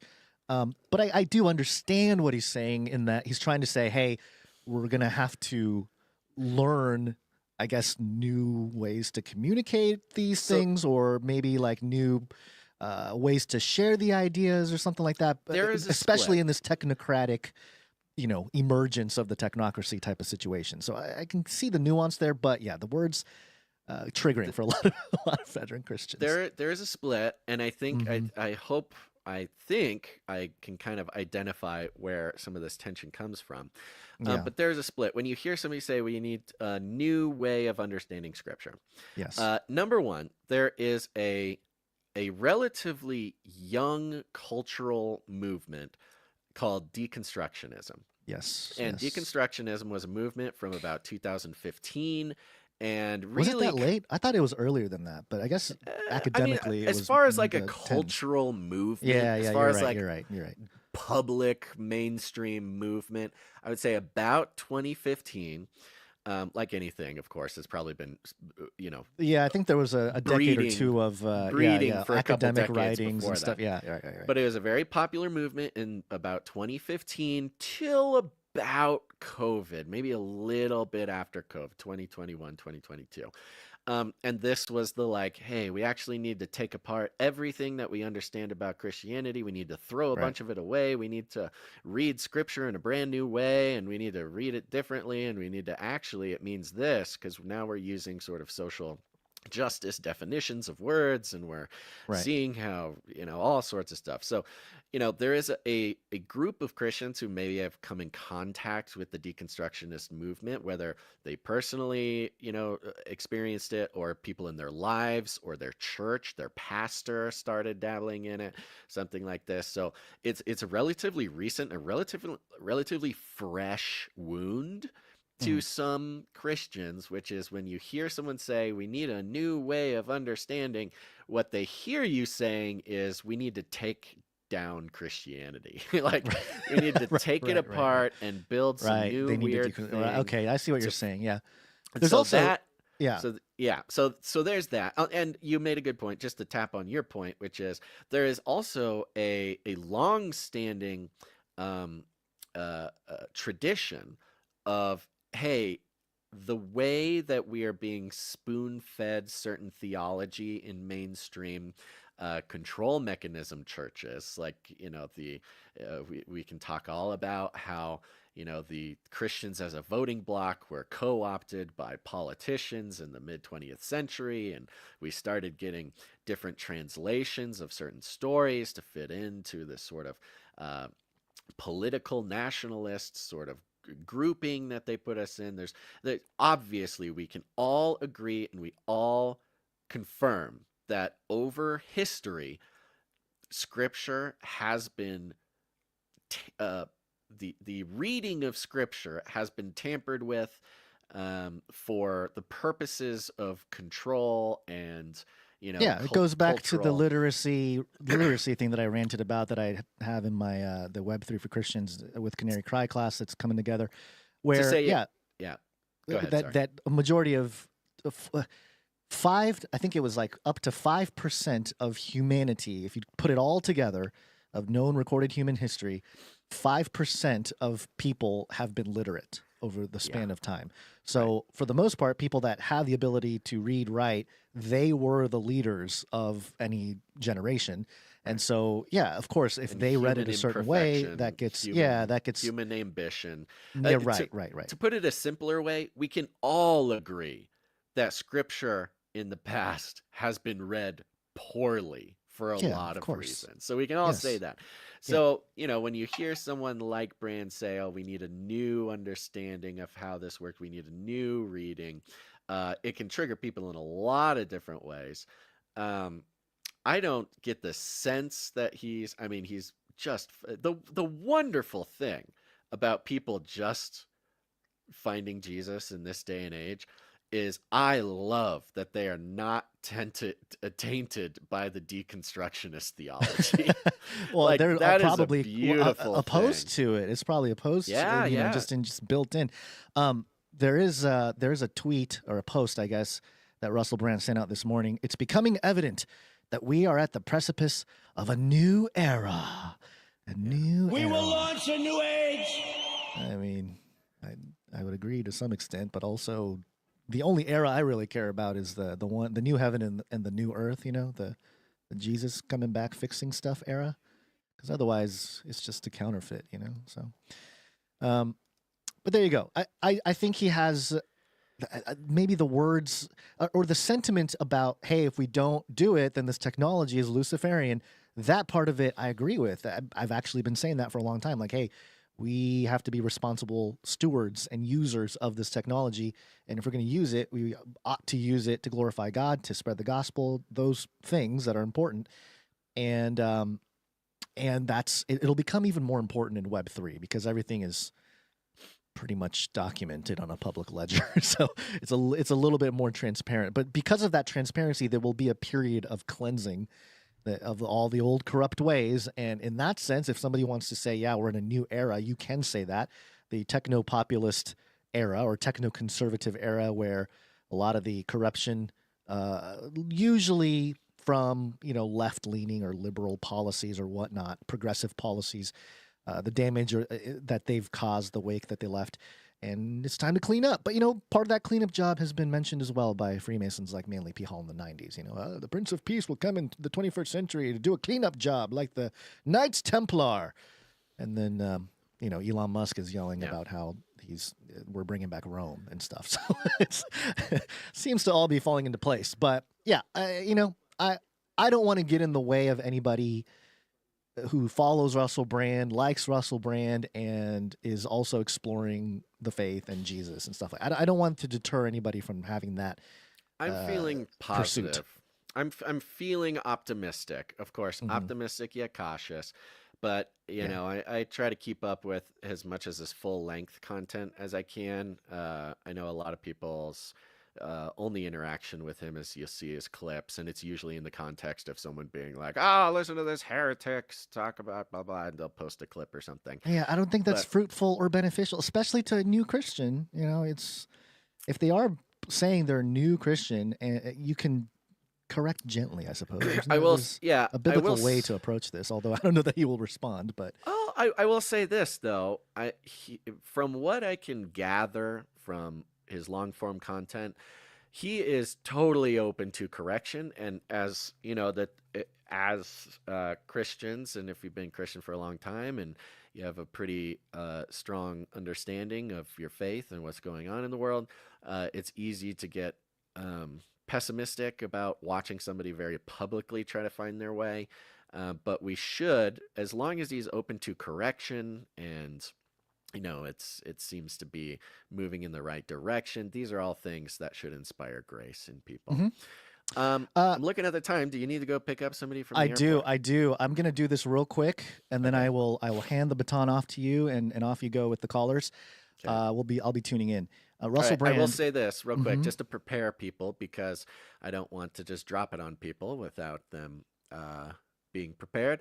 Let us know what your thoughts are. What are your thoughts about like this revelation, this The Russell time, Brand this thing, period yeah. time, these influencers, these journalists, these podcasters, these famous people, but also not just the famous people, also the revival that seems to be going on. I mean, it is a revival, seems to primarily be with like more traditional churches, Eastern Orthodox and otherwise, but of course Russell Brand being an example of not Orthodox or Catholic, conversion.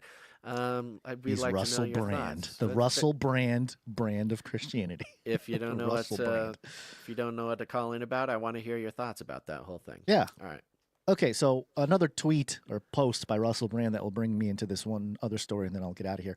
Why would you put this is Russell Brand posting this morning. Why would you put your money where your mouth is? Cash is gross. You have no idea where it's been. Is he getting ready to promote digital currencies, Basil? Bitcoin go to moon. All right, this is Forbes.com. And the headline, I can't believe Forbes printed this headline. Headline, leak reveals imminent Trump game changer. $100 trillion Bitcoin price predicted. $100 trillion Bitcoin price predicted. That's quite a 100 trillion. prediction.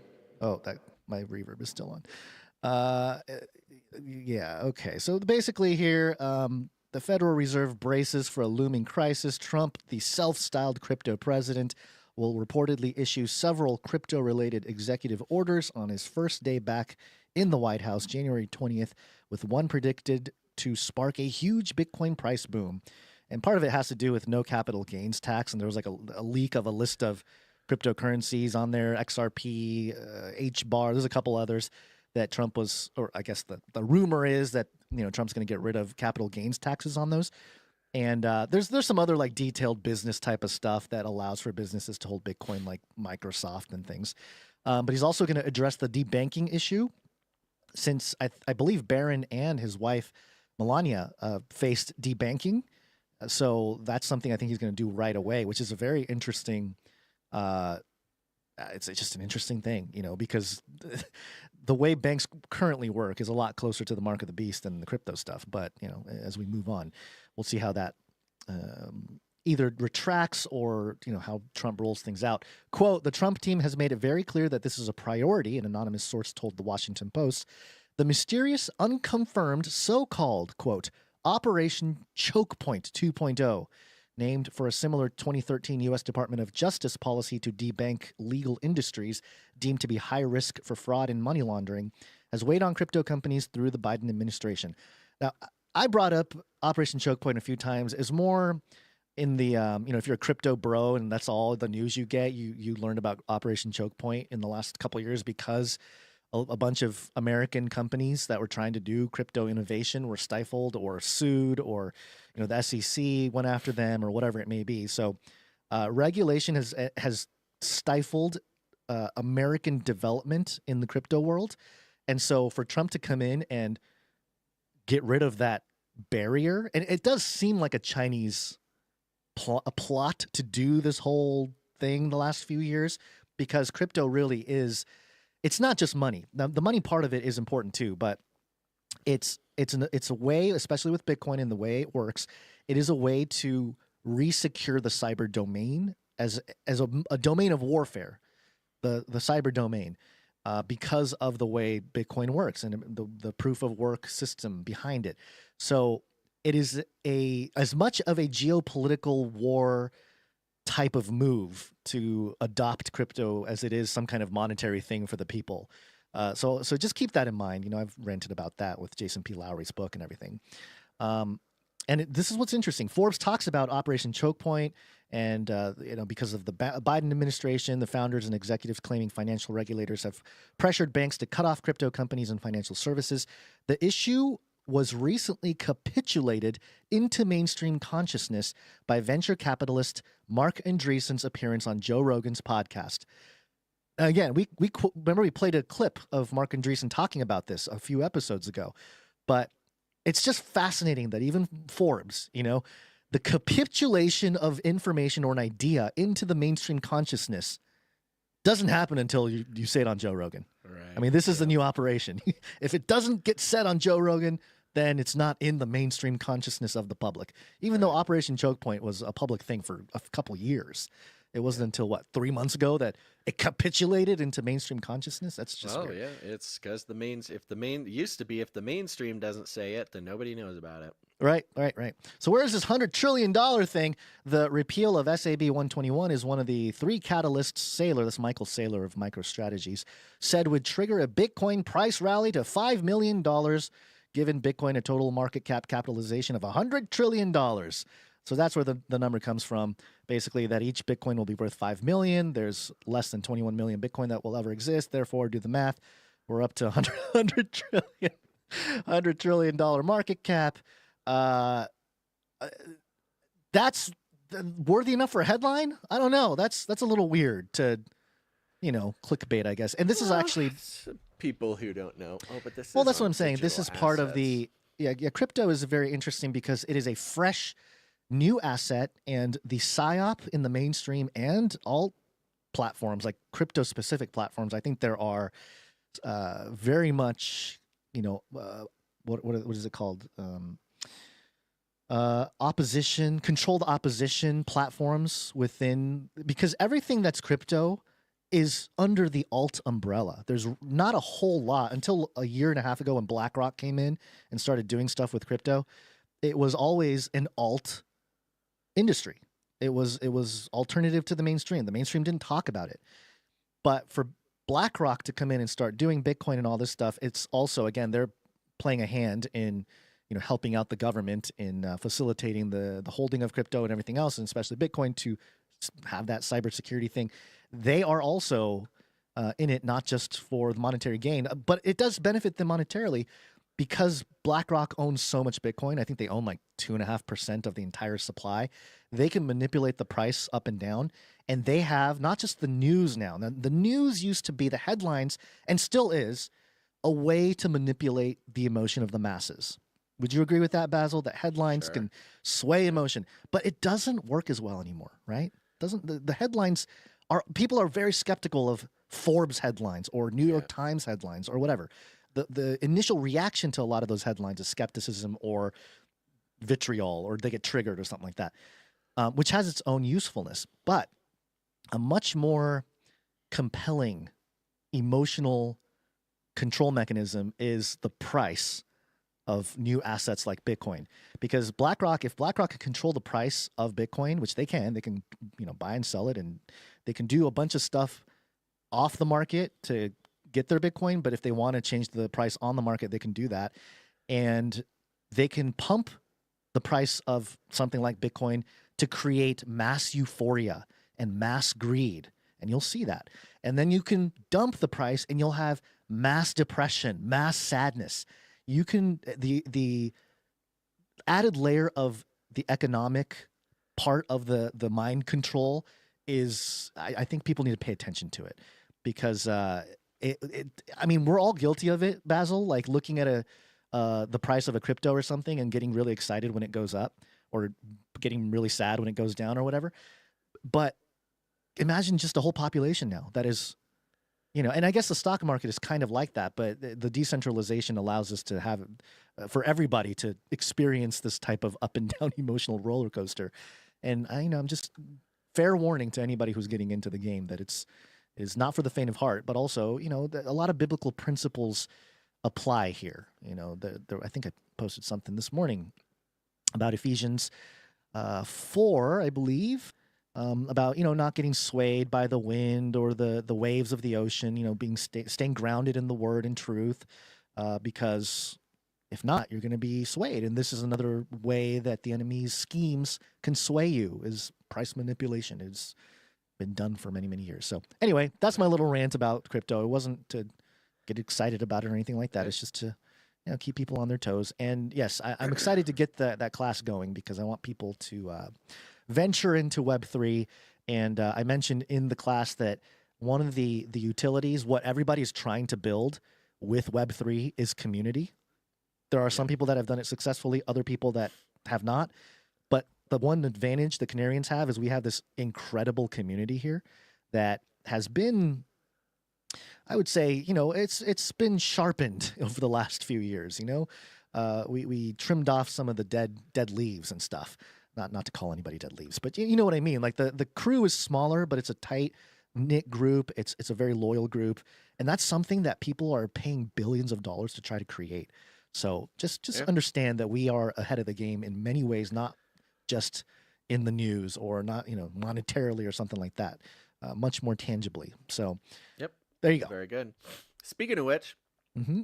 I'm gonna thank some producers. We do have a knighting, Gons. Do you have time for a knighting? Yes, let's do the you knighting, scoot? and then I will skedaddle. So Okay. yes. Well, we have the honor and the privilege to introduce a new member of the Canary Cry Roundtable of Knights and Dames, and that is, for the one, the only, a longtime producer with time, talent, and treasure. I would say perhaps even a confidant of the show, and that is the Sentinel.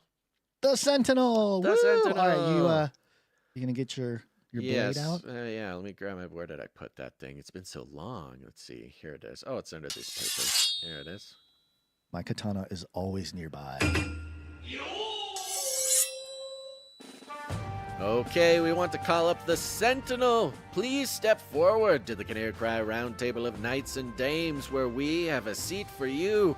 Thanks to your generous support in the amount of $1,000 or more, we are proud to pronounce you Sir Sentinel, the Challenge Knight.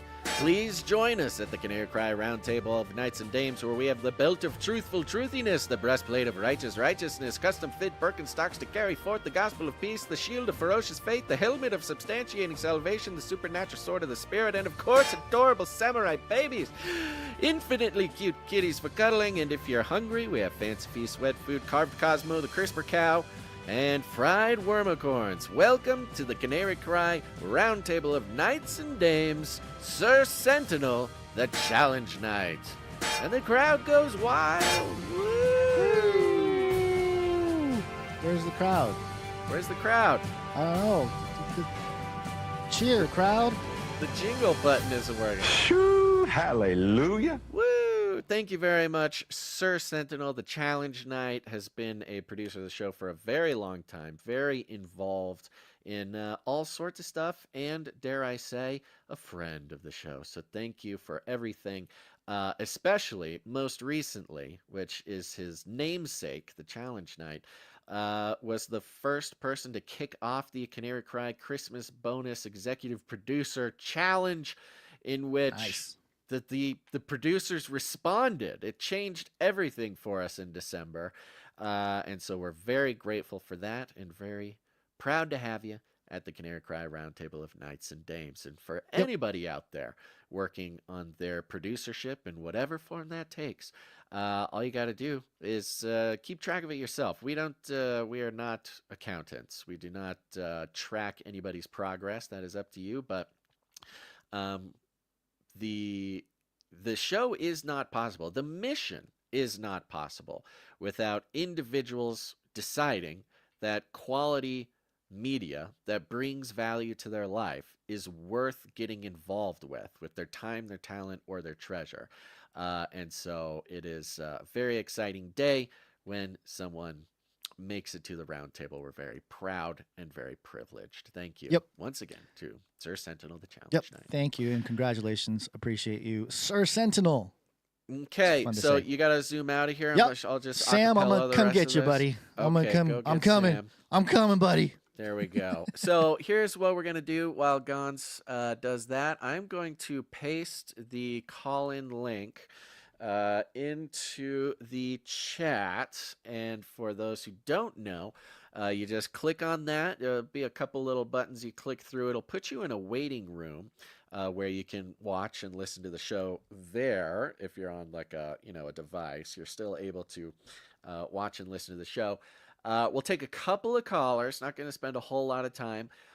You're welcome to bring up any topic you want, any question you want, but if you need help thinking of something, I want to know what you guys think about the recent I don't know what to call it. I'm just calling it a revival because that's what I was told my entire life was going to happen as a lifelong Christian. Right now, as we're seeing the closest thing that I can determine to this widespread revival that I've always been talking about, being told about rather, and also, in the context of the sort of alternative media celebrities or influencers or podcasters or whatever. I mean, it's very interesting to see one by one this continues to happen, even ones that I never would have expect.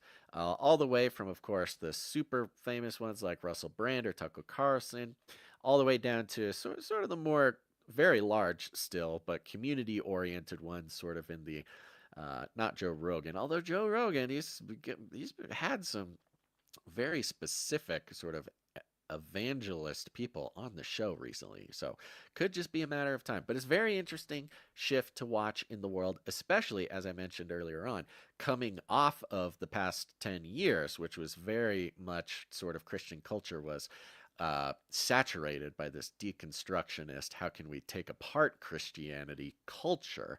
And man, does the pendulum swing. So there's just something that we can talk about. If you call in, just click that little link there. Elio says, I didn't know Tucker came to Christ. Yeah. He talks about it all the time. He talks about his experience coming in contact with the demon. What I do like about Tucker's faith, he's certainly doesn't talk about it as much, but he does talk about it often. He's very, very humble about it. He admits constantly that, it's new for him. He never grew up religious. He didn't know anything about it, but that it's very new, his Christianity, and he doesn't want to, make any statements of theology or anything because he's very, at least this is what he's saying. This is what he is presenting, is that he knows so little. He doesn't want to, be a representative of Christianity or something. Just something interesting. Okay, with that, we're going to thank a few more producers here who came in under the executive producer amount. God bless you guys. Remember, folks, time, talent, or treasure, it's value for value. About 1% of listeners of the show produce the show in one way or another. And yes, it is always the dream if we could get to, forget about if everyone just gave $1, that's a fantasy that every podcaster needs to reckon with. But even if we made it to 2%, what would that change? That would change everything. But we're grateful for the 1%, and we're going to thank them now. Remember, what kind of value does the show bring to your life? It could be anything. Only you can decide. This is the fun part about it. There is no set value that any individual gets. That is something for each person to decide, and that value includes what would be missing if the show wasn't here. What would be missing?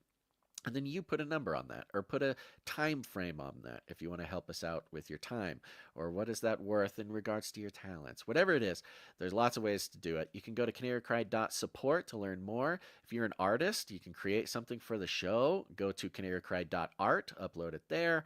And if you want to help us out with, your time, want to do some admin for us or put your skills to work, you go to canarycry.support. You scroll all the way down to the bottom. You'll see a form. Fill out that form. It'll put you on a spreadsheet for us, and we can get in contact. But here are some people who came in financially under the executive producer amount, starting with Sir Marty K, Night of the Wrong Timeline. Bling! Thank you very much, Sir Marty K, coming in. He comes in for $33.34. That little rascal, never wanting to be predictable. $33.34. Sir Marty K sends a note here, says, a bridge too far. He says, hey, fellas and my fellow Canarians, threatening to invade the Kingdom of Denmark. Not cool, USSA, not cool at all. The devil's own country and the treacherous tribe of Judah versus the gallant kingdom of Denmark, the pure and poised tribe of Dan and the descendants of Muhammad and Saladin. It is going to be an epic conflict, that for sure. So some military trash talking to warm up before the conflict is in order.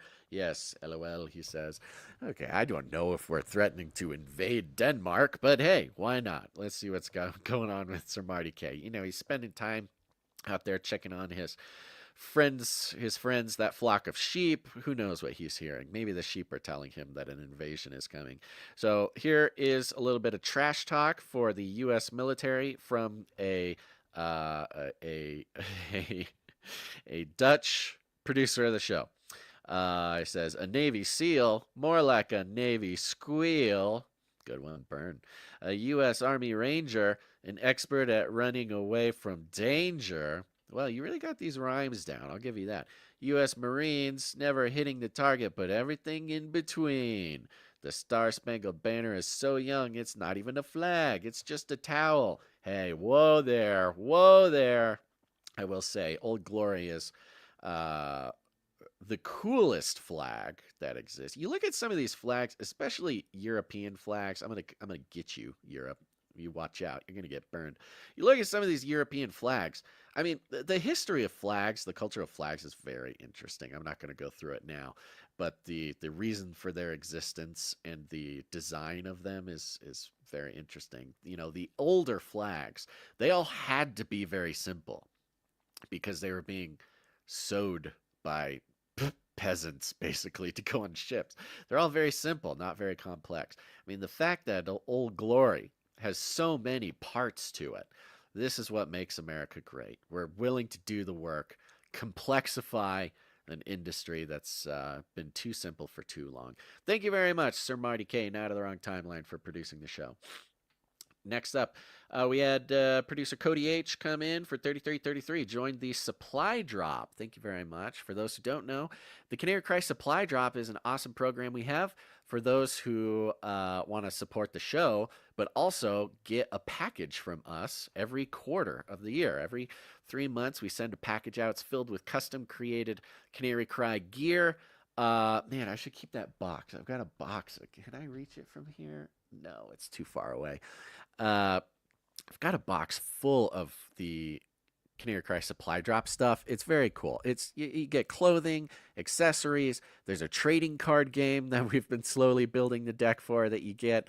Always, of course, stickers. We've sent out DVDs, custom, tumblers and mugs and very cool stuff, all designed, created by producers of the show. So it's not just, it's not just producing the show, helping out Gons and I, but it's helping out other producers as well. And there are a lot of producers do a lot of work for us and especially for the supply drop. So go to canarycrysupply.com. This is an excellent way for people who like to, receive physical objects, totems, if you will, trinkets, things to represent your favorite podcasting community. canarycrysupply.com. Thank you, Cody, for signing up. Next up, we got producer Joseph D comes in for $19.84 a month. That's because he joined the T-Shirt Council. T-Shirt Council members, go check your email right now. You've only got till 11:59 p.m. tonight to fill out your survey about which T-shirt design you're voting for. That's right. You go to canarycrytshirtcouncil.com. Maybe you don't want a package of random stuff. Maybe you want T-shirts. Every quarter, the T-Shirt Council is tasked with the very important task of voting for whatever the new T-shirt is going to be for that quarter, and then they receive that T-shirt for free. It's very important. They're very important, very good-looking, very smart people. So go check your, go check your email. I was going to check hopefully I'm not lagging too much. Sometimes when I load some of these pages, load. I'm lagging live. Sorry about that, folks. I'm gonna see at the beginning of the show, the survey for the T-Shirt Council was perfectly neck and neck. There were two designs that were perfectly tied. And so even if there's one T-Shirt Council member that goes and votes, they could. There it goes. I can stream again. This is very fun. Love it. Thank you, Elon, for lagging the internet. Let's see. Oh, okay. One design has pulled ahead during the show. We had some T-Shirt Council members sign up. Oh, that's very interesting. Still very close, though. Still very close. T-shirt council members, go vote.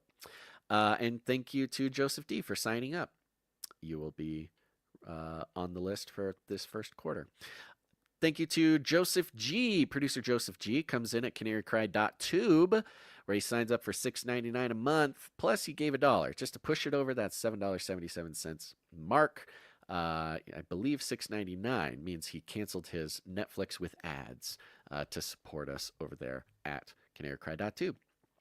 Last but not least, we got Elio coming in for $7.77 on a 55-episode streak supporting the show. Thank you very much, Leo.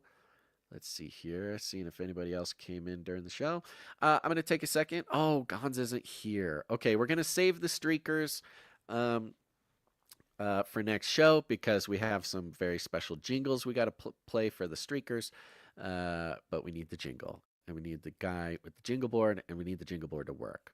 So there you go, folks. Time, talent, treasure. Thank you for producing the show in all the different ways that you do. Please consider it. Go to canarycry.support. Okay, so we're now going to move in to the period of the show where we can take some callers.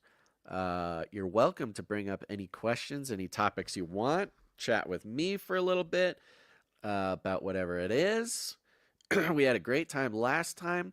If you don't know what to talk about, you are certainly welcome to let me know your thoughts on this sort of revival in Christianity that we're seeing culturally. That's the strangest thing. It's really, in my lifetime, I've never seen mass culture move towards Christianity in this way. Growing up in the 90s in Sunday school, in the 2000s in youth group, in the 2010s in college, I was always by every pastor, every youth group leader, every, traveling preacher man, doesn't matter what it is, televangelist, they all talked about how this was the generation that they're going to see a big revival. This was the one. You're going to see it in your lifetime. This people turning to Christ in mass, and it's exciting at first. It's exciting for maybe the first 15 years. But when you're a young person, you don't quite have the scope. You don't really understand how long life is. You don't understand, I'm weird. It's weird for me to be at the age now where I can be like, oh yeah, 20 years ago, I knew this guy or I did this thing. Like, that's very strange for a young person. Maybe older people, you've been able to say that for a while and you've kind of gotten used to it. I tell this to the Gen Zs as often as possible. I understand. I understand that I'm old and uncool, and that's okay. But I'm telling you, listen to me. I care about you, and I'm smart. I'm telling you, I am you. You are right around the corner from realizing what I am telling you now. And when you realize it, when you feel it in your body, when you stand there, the first moment when you realize that the world is no longer interested in courting your attention, now they're interested more in Gen Alpha, Gen Zs, listen to me. When that moment comes, and it will be a moment, you will stand there almost in shock. And you'll think, Basil told me this. This is what Basil was talking about. Gen Zs, I know you've gotten a lot of flack lately. Trust me, millennials, we had our time. There was 15 years when not a single boomer said a word on television that didn't blame millennials for the troubles of the world. And now's your time, but you're about to move out of it. You are so close to being like, oh my gosh, Basil was right about everything. So I care about you. Why did I get off on this? What was I talking about? I was talking about the revival. Oh, I wonder if Gen Z was told this. I'm curious if any longtime Christian Gen Zs were repeatedly told that, the revival was coming and it's just a matter of time. Because when you're young, you don't get it. You don't get how long time is. That's not even really like the words. I can't find the words perfectly to express the feeling. But you'll know what I'm talking about, Gen Z. So I'm curious if there's any Gen Zs out there that want to tell me whether or not that was part of their church experience. My nose, see, this is what happens, folks. Once we get into the last part of the show, my nose starts stuffing up. I think it's because the VR headset starts putting some pressure on my face. All right, there we go. We got a caller in the waiting room. We're going to talk to Mr. the one and only Psalm 40, a regular in the chat. I wonder if I should put the call-in link into the email again. I've done that before. It has worked. But until then, let's talk to Psalm 40. Mr. Psalm 40, you are on the air, brother. What's going on? Hey, what's up? What's up, buddy? How you doing? I'm doing pretty well, man. How are you? I'm doing great. Thanks for calling in. Thanks for being here at the live shows. Yeah, You're for a sure. reliable member of the chat. I like that. Yeah, I try to do what I can. I called you guys it was before Christmas. I called and left you guys an audio message, but I don't think it ever got through.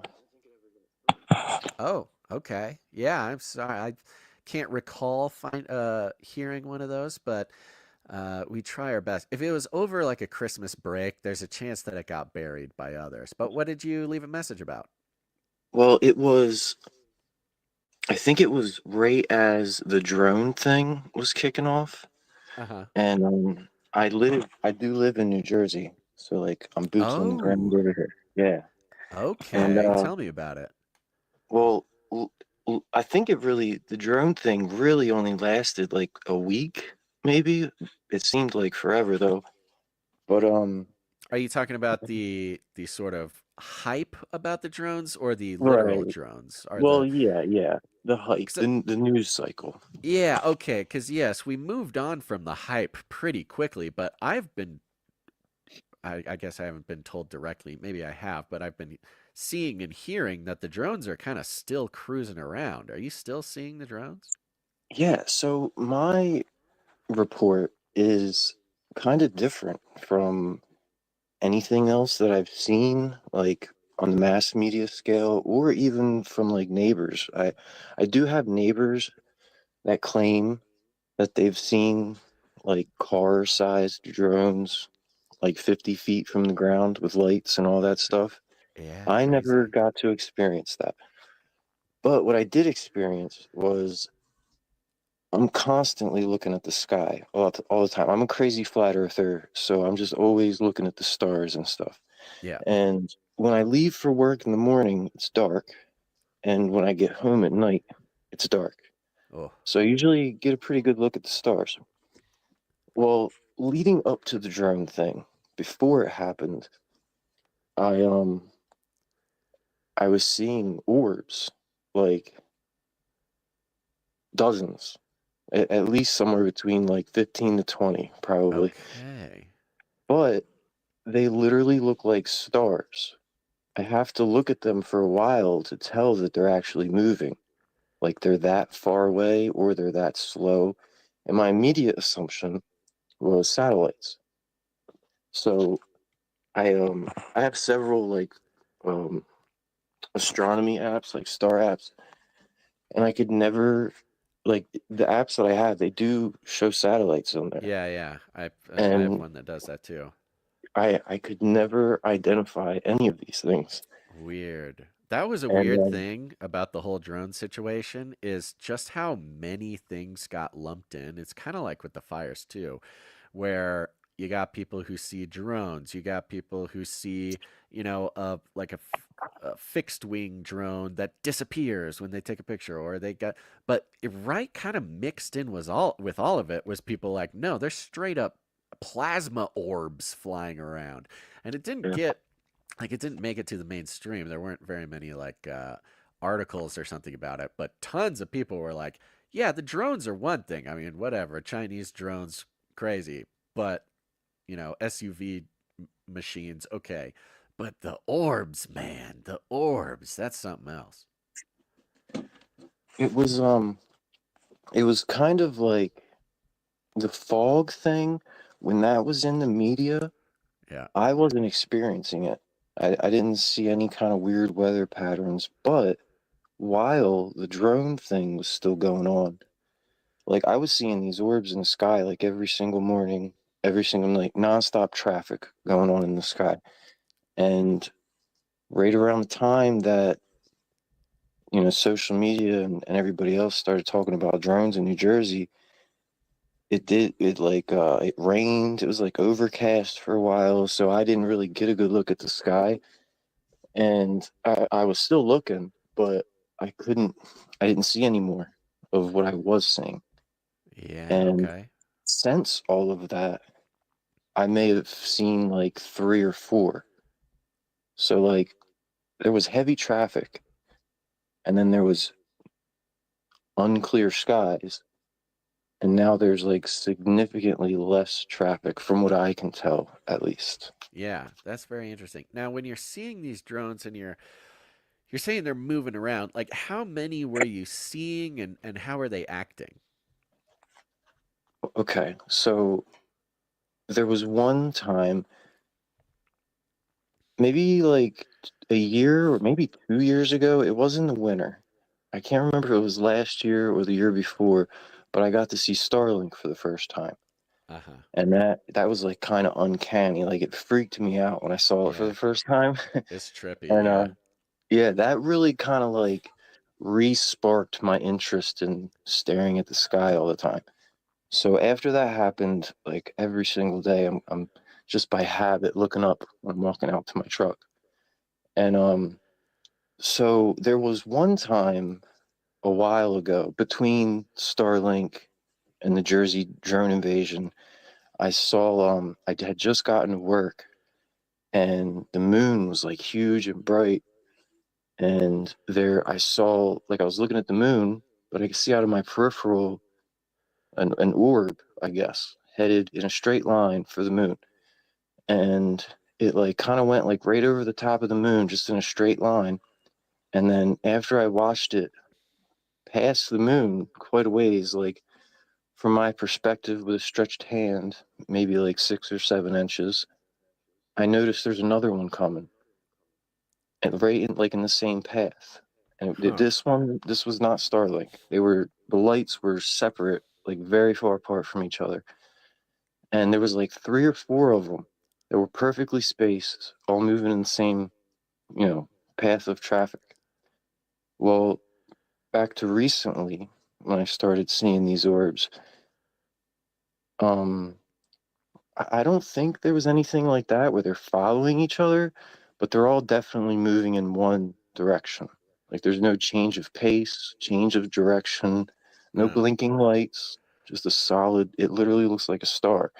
And if you just glanced at it, you'd probably just think it was a star. But like I said, there was a good 3 weeks that I would easily see a dozen, Yeah, sometimes that's more. wild. Yeah. That's wild. I mean, the temporal aspect of this is very interesting too. And it like I don't know, it kind of presents an opportunity for the naysayers to naysay. But because the prevailing, I guess, I don't know, online theory about the drones was the missing nuclear material uh, from the shipping container, and so the drones are looking for the thing, which was sort of a very natural explanation, like to say, oh, it's the government looking for nuclear material. It's like, oh, that's kind of spooky, but okay, it's secret and we'll see what's going on. Funny enough, last week, I think it was Newsweek, a couple other outlets, they had put out a story about how this Yakuza member was admitting to having trafficked nuclear material through New Jersey and New York. Mm. Allegedly, it was like back in the 90s or something. So it was weird. They were obviously just putting it out there to kind of bolster the idea that nuclear material could just factually be trafficked through the area, to kind of bolster the no, it's the government drones storyline. But the orb thing is kind of like a weird little fly in the ointment. Like, but the temporal aspect of what you're saying, where they are there and then they are not there, or they're less or something, does kind of imply like some sort of operation, some sort of temporal reason why the orbs are there and then not there. It's very strange. I just did a quick little search on X for orbs just to see if people are talking about it. But yeah, most of these posts looks like they stopped in the first week of January, so the orb talk has gone down. It's weird. I was just listening to another podcast this morning, and I forget the whole context of the point I'm trying to make here. But let's see. Anyway, they were basically saying like if people in our circles have some crazy idea about something, once we hear like a established talking head recognize it, a lot of people just let it go and say, okay, well, they're working on it. They got it now, so that's why it's so easy for us to just go on to the next thing. Yeah, it's really trippy, man. You can just like see the engineering play out in real time, which is another reason why I'm like pretty impressed by people who stay away from the sources of psyops. The mainstream media is one thing to stay away from. That's pretty easy to do nowadays. But now the alternative media, being pretty reliable mirrors or repeaters of really any psyop. It doesn't even have to be like a mainstream headline or something. I think the Ryan, what's his face, Sean Ryan thing is kind of a version of that. I don't know that. Interesting how that whole thing kind of disappeared too, and the way that it was connected to the drones sort of inexplicably. There's a lot of people who are like, "Oh yeah, there you go, there it is. That makes sense. All right, we got anti-gravity drones. Yeah, what's next?" So it was pretty impressive. Is he still in hiding? So funny thing you mentioned that. I can't remember if I mentioned this on the show or not, but yes, he says, "Oh, I'm going into hiding because I got to be safe with my family." 2 days later, he posts a video from Romania, and he's like, "Here I am in Romania. I'm going to go interview the guy who just won the Romanian presidential election." I'm like, "Okay, are you hiding or are you in Romania? What is going on?" And I mean, come on. The guy says he was a CIA contractor. He's still, he has active CIA on his show all the time. He says he's talking to intelligence, and now he quote unquote goes into hiding and gets involved with Romanian politics, which is very important in regards to the Ukraine war and NATO and everything, because the Ukrainian, anyways, I'm not going to get into Romanian politics, but it's like, hello, he's obviously an operator. What's the name of that bald-headed Chad? He's got a brother. They're like kickboxers. Andrew Tate. There we go. Wasn't he hanging out in Romania? Yeah, you're right. He lived in Romania for a long time. I don't know. He was hiding out there, wasn't he? Wasn't that his hideout spot?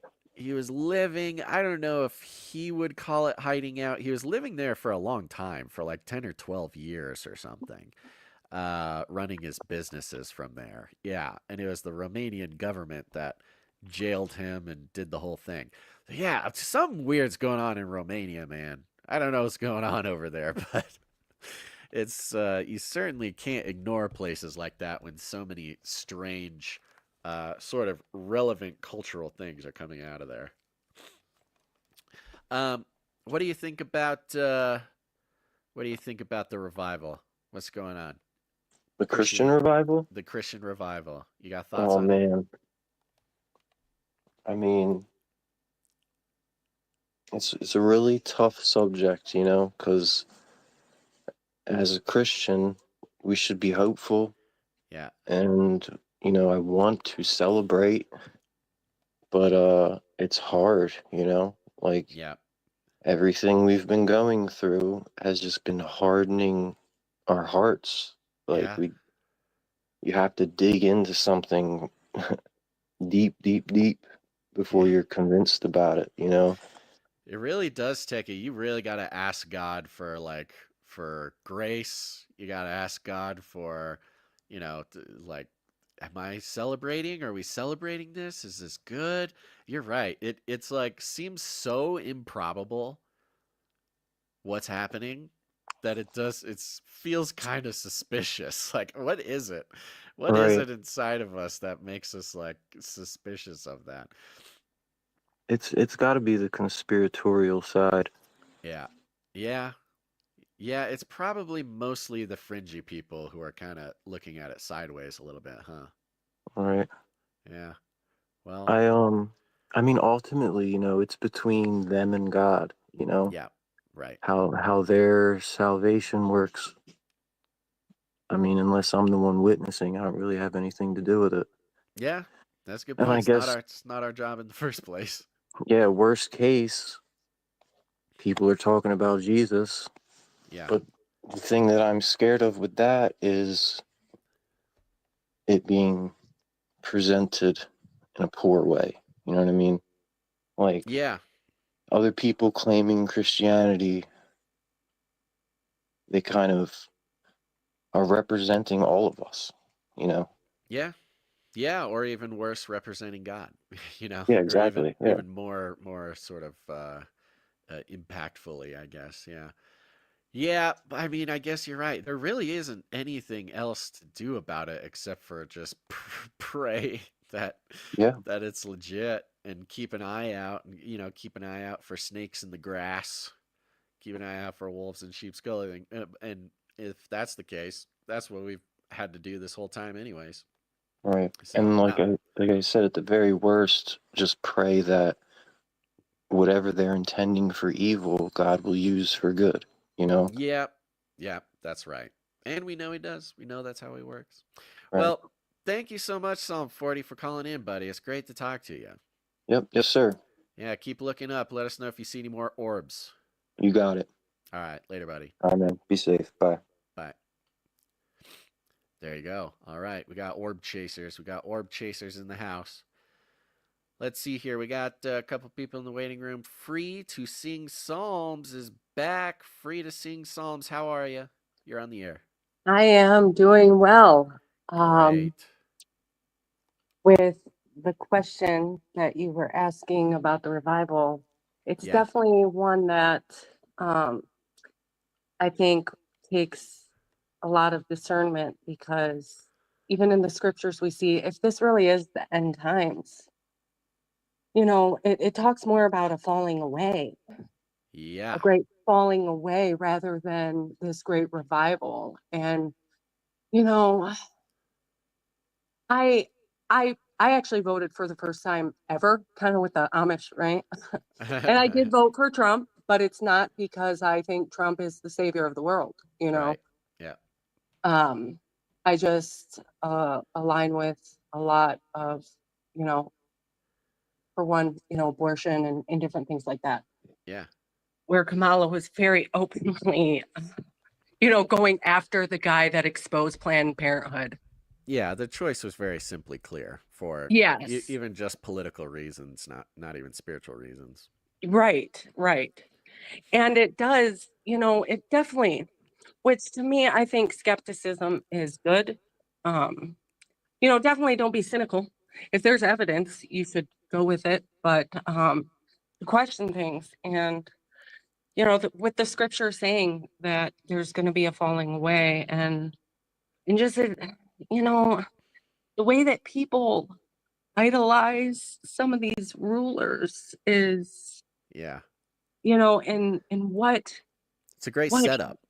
right. And it just kind of in the back of your mind, you're like, could this be that, that system, that beast, that harlot, right? That, the saint, I'm having a blank exactly, but where they are like awed by the Babylon, by the Right. or Babylon, right? Yeah. And it's just like wowed by it. And it's like, no, you know, and to me, because, you know, Israel, the church is known as a woman, as a maiden, right? Yeah. So that just is it revival? Yeah, well, that's the interesting, weird thing about it, because as you look at it, I mean, it seems like I keep calling it punk rock, like it's the countercultural cool thing to do. You've got a generation of people who grew up with the. It's kind of weird for people in my generation and the older generations, obviously.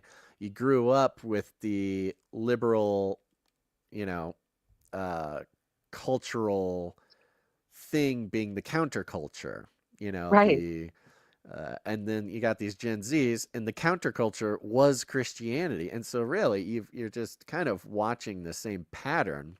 And so, Yeah. the hope, of course, is that there are, and I'm sure it's a mix. I'm sure there's a lot of genuine conversions. I'm sure there's a Right. lot of really beautiful things that Jesus is doing in people's lives. But at the same time, how much of it is just sort of cultural? How much of it is just this, sort of, it's the cool thing to do. It's the counterculture thing to do. It's the rebellious thing to do. Right. To start, which is, again, Well, I ain't even complaining. Like, I think Right. I think it is kind of cool. Well, because it definitely opens it up for discussion, right? Yeah. Maybe, Where it maybe wasn't so it seems like with COVID, with this revival, people are really searching. yes. And I think you're right. I do believe that that latter rain, there is a revival, but I think that the enemy is also setting himself up to try and swoop in and con people. You know, um, the Hegelian dialectic, right, is Yeah.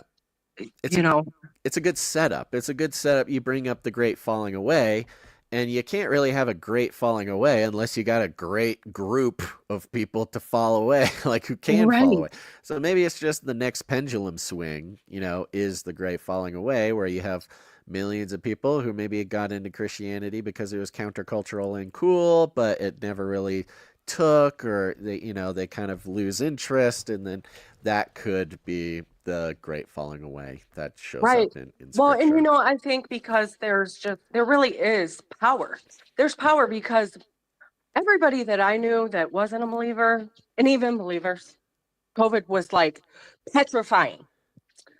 Um, and believers tend to be able to handle these things calmer, Yeah. and really have that comfort and peace during trial. And it's not because we're so strong, right? Right. But we have Jesus, the King of Kings. He he is the one that we rely on. And so I think people see that because everyone seems to be looking for something strong, Well, it's why all the worst tyrannical governments have been atheist governments. I mean, you think of Stalin, you think of Mao, you think of all these, like, really, by the numbers, the most horrific, death-inducing tyrannies have been essentially atheist uh, uh, governments, but not just atheists, like demand atheism, because there's something about belief in God that gives humans a strength to resist, gives humans a strength to persist, gives humans a strength to carry on without having to rely on worldly leaders. This is a Yeah. very dangerous thing. Faith is very dangerous to tyranny, Yeah. which is why, and which is, it's so embarrassingly predictable when you have, like, the atheist wing of the American political system going off to join a social media app named after Mao Zedong's little red Yes. book. It's like, we get it. You don't believe in God, and you're just like peons who want to go to this government control propaganda technology. This is fine. Go. You're so easy. You're so predictable. You're embarrassing all of us. Please just get out of here. And I think that's a big part of what we're seeing with the revival. I think people are totally embarrassed by the culture of atheism, the culture of, liberal atheism, especially. It's just embarrassing. And it really Right, the is. And emperor, he has no clothes. You're yeah, looking and you're like, you don't yeah. have no clothes. What are you doing?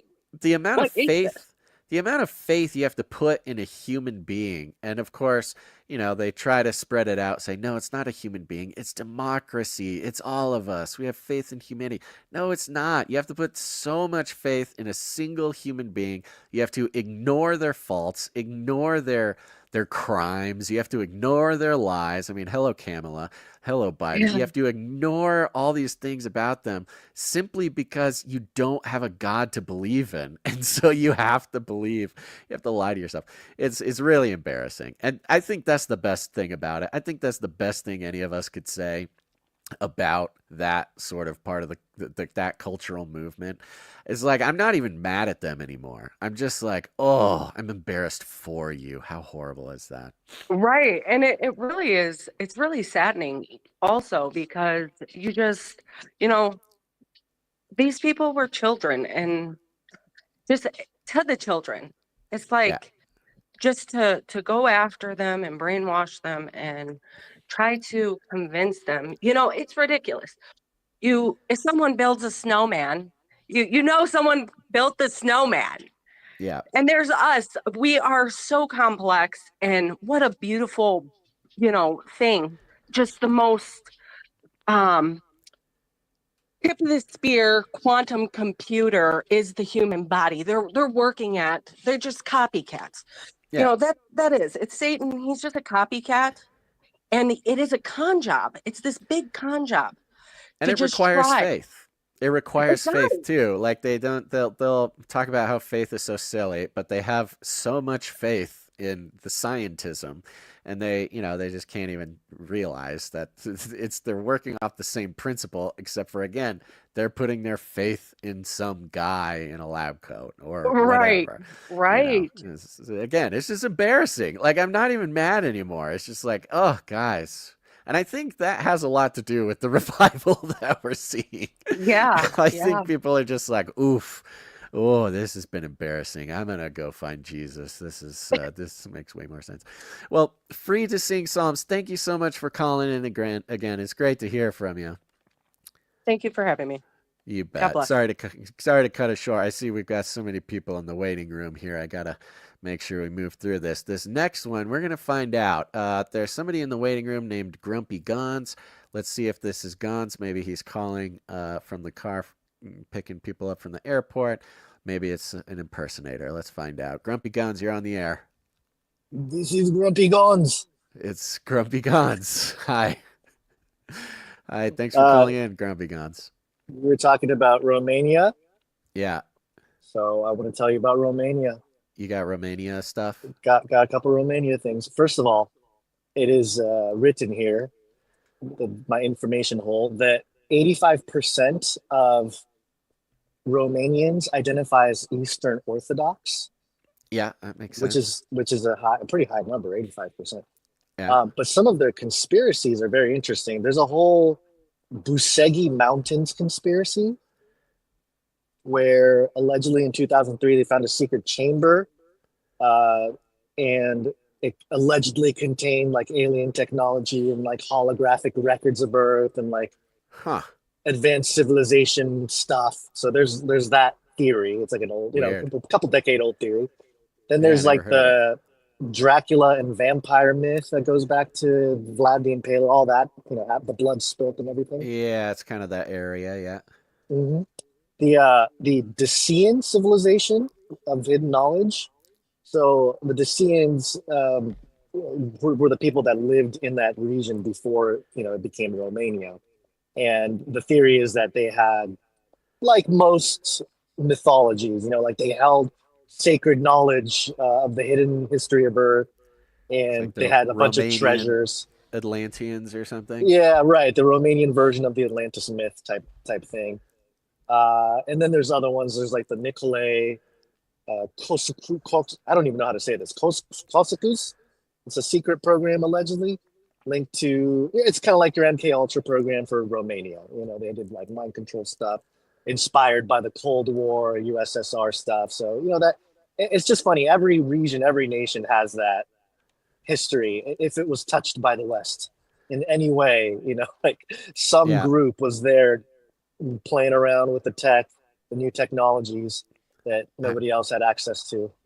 So I'm sure the same there's thing there's been a lot of stuff with Romania lately. It is kind of weird. We'll have to keep an eye out for it. There's a Nephilim tie too. There's one of the places where the giant skeletons were discovered is Romania. So all right. Well, we'll keep an eye out. There's the kicker. But yeah, I'm driving. Yeah, I'm driving towards Sam. I'm gonna go get him. Okay, I'm cool. stuck on the road, so I was listening in, and I couldn't help myself. I had to call in. I wanted to feel what it's like to be the other side, and I feel like they're trying to kick me off, but there's other people. You can take the boy out of the podcast, but you can't take the podcast out of the boy. All right, caller, great to talk to you. Thanks. I got some more callers to get to, so call in again, buddy. Talk to you later. Bye bye.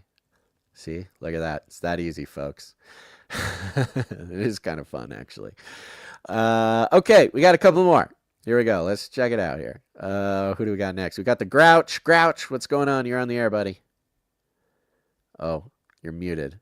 I'm going to unmute you. Here I go. Oh, hello? There you go. What's up, buddy? Hey, what's up, man? How you doing? How you doing? I'm doing all right. Good. Hanging in I've been there. listening to you guys. Like I said, I've been listening to you guys since 2020. I think the show is great. What you guys do is great. Right on. If I remember correctly, you go to Burning Man every year, no? Yes, have been. Yeah. So when you go to Burning Man, do you go in an RV, or what kind of style RV do you go in if you do? Yeah, I have access to an old RV that I get to take. Is it a drivable or a towable? It is drivable. Although piece by piece, it's starting to fall apart. So I either gonna have to start learning how to repair RVs or figure something out. Why do you ask? Yeah, because I'm looking to purchase one maybe the next year or two, and definitely want to rent one this spring. Take the family on a little road trip, just see the Pacific Northwest. Dude. So you're saying you want to tow a trailer, or are you looking into an RV? I'm looking into an RV, like the drivable ones. Oh yeah. I'd recommend that. I like it. It's fun. It feels like I'm, on what's that? Like a Lampoon's Family Vacation or something. This one's pretty big. It's pretty cool. I don't know. I might need to actually have a license to drive this one. It's kind of big. But I recommend it, bro. I recommend it. Nothing makes you feel more like a crazy conspiracy theorist than driving down in like a 20-year-old RV down the road. There's just something about it that's like, oh, if the world ended now, if things went south, I'd be totally fine. I'm all set. I'm all packed up. Oh no, yeah, I absolutely agree. But yeah, I'm the guy who's been texting you guys, local Leo in the Phoenix Valley. Oh, great, cool. So I just throw my 2 cents in there of what I've been seeing on the streets. I've been on the streets for about 2 years. Definitely spiritual warfare out there, like 100%, with substance abuse and just things people are getting into fights and killing each other over is pretty ridiculous nowadays. Oh, jeez, that's crazy. I'm sure everybody's have seen an uptick in violent crimes and assaults and murders and all this types of stuff nationwide, right? Not just here in the Phoenix Valley. It seems straight up Babylonian, bro. It's crazy. There's a massive uptick, and sometimes certain details about certain crimes are almost unbelievable when they're put in print, but sometimes it is as crazy as it seems, and sometimes the suspects are as stupid as they are written in print. Sometimes they'll get caught within minutes of committing something so heinous, or with the same item or tool, you know what I mean? So It's strange. It's very strange, the uptick, you know? It has Do you think not let down. like, what is it? Is it the drugs? Is it like what is it that's just making it so heinous like this? I mean, I look at some of these videos of like some of the I don't know, the streets with all the drug use and the it's just like it's almost inhuman. It's hard to look at, honestly. Are you seeing that kind of stuff? Oh yeah, 100%. There's the substance abuse out here, obviously nationwide, especially being so close to the border. It's very prevalent. Like, you know, you'll see people dozing off in the middle of the street, you know, during the daytime. Doesn't matter what the day of the hour, people are out there just dozing off. Dude, they're on the nod, is what they call it. Is wild. It's almost like it almost feels like you're not looking at humans anymore. Like, I hate to say that. I don't want to like dehumanize somebody with a drug problem, but like something about whatever substances that whatever molecules they are letting into their body is like just it's changing them, bro. It's crazy. Yeah. Also, it makes them like quite violent to commit more to commit crimes in order to get their next fix. You know what I mean? So out of their minds, they're totally out of their minds. It's like you really are losing whatever I recognize as like humanity, whatever this pattern is and these molecules and this like cycle that they get caught in. It is the closest thing that you can just like see, at least on video on a regular basis, of like people losing humanity. It's incredibly sad, but it's super scary. That too, and also like the people have going through psychotic breaks in episodes. Totally. And it's just it's mind blowing that people haven't dealt with these kinds of things firsthand. That people always want to suggest that why don't we send social workers or, you know, people who are psychologists or whatever to go handle these people who are potentially armed with a knife or some kind of weapon or something, or just not only capable of hurting themselves but hurting others. And it's not a feasible thing. Unfortunately, that requires the immediate action of law enforcement. So it is crazy seeing that kind of thing. I've been to, maybe I won't say, I've only been on for a short time, but seeing I think I've seen a good like 2 or 3 like very heavily bad psychotic breaks where people like some had firearms involved, some had knives involved, children were involved. Like it can get really, really bad. Oh my gosh, that is so rough, bro. I mean, talk about sort of revival. We're seeing some very interesting pendulums swing in the United States, but I do wonder on this topic of like, what are we seeing? Is what we're seeing legitimate? One of them is, you know, this sort of movement towards Christianity. We can ask about the cultural factors there, but there's also this movement back towards sort of supporting law enforcement and reinstating that kind of thing. Yeah. I wonder, and maybe this is my question for you, is this something that I'm just seeing like in cultural feelings, or is there actual like policy? Is there funding? No, back? I think there's a real shift. I get like 100% if anyone else is like picking up on it in the slightest, like there is definitely a shift, because when I went through the process, it was peak George Floyd, right? Funding was being cut everywhere. Obviously, manpower was low nationwide. When an agency has to offer, and I've seen this throughout the entire country, right? It's not just localized to here to Arizona or anything like that, or the Pacifics, or the Southwest region.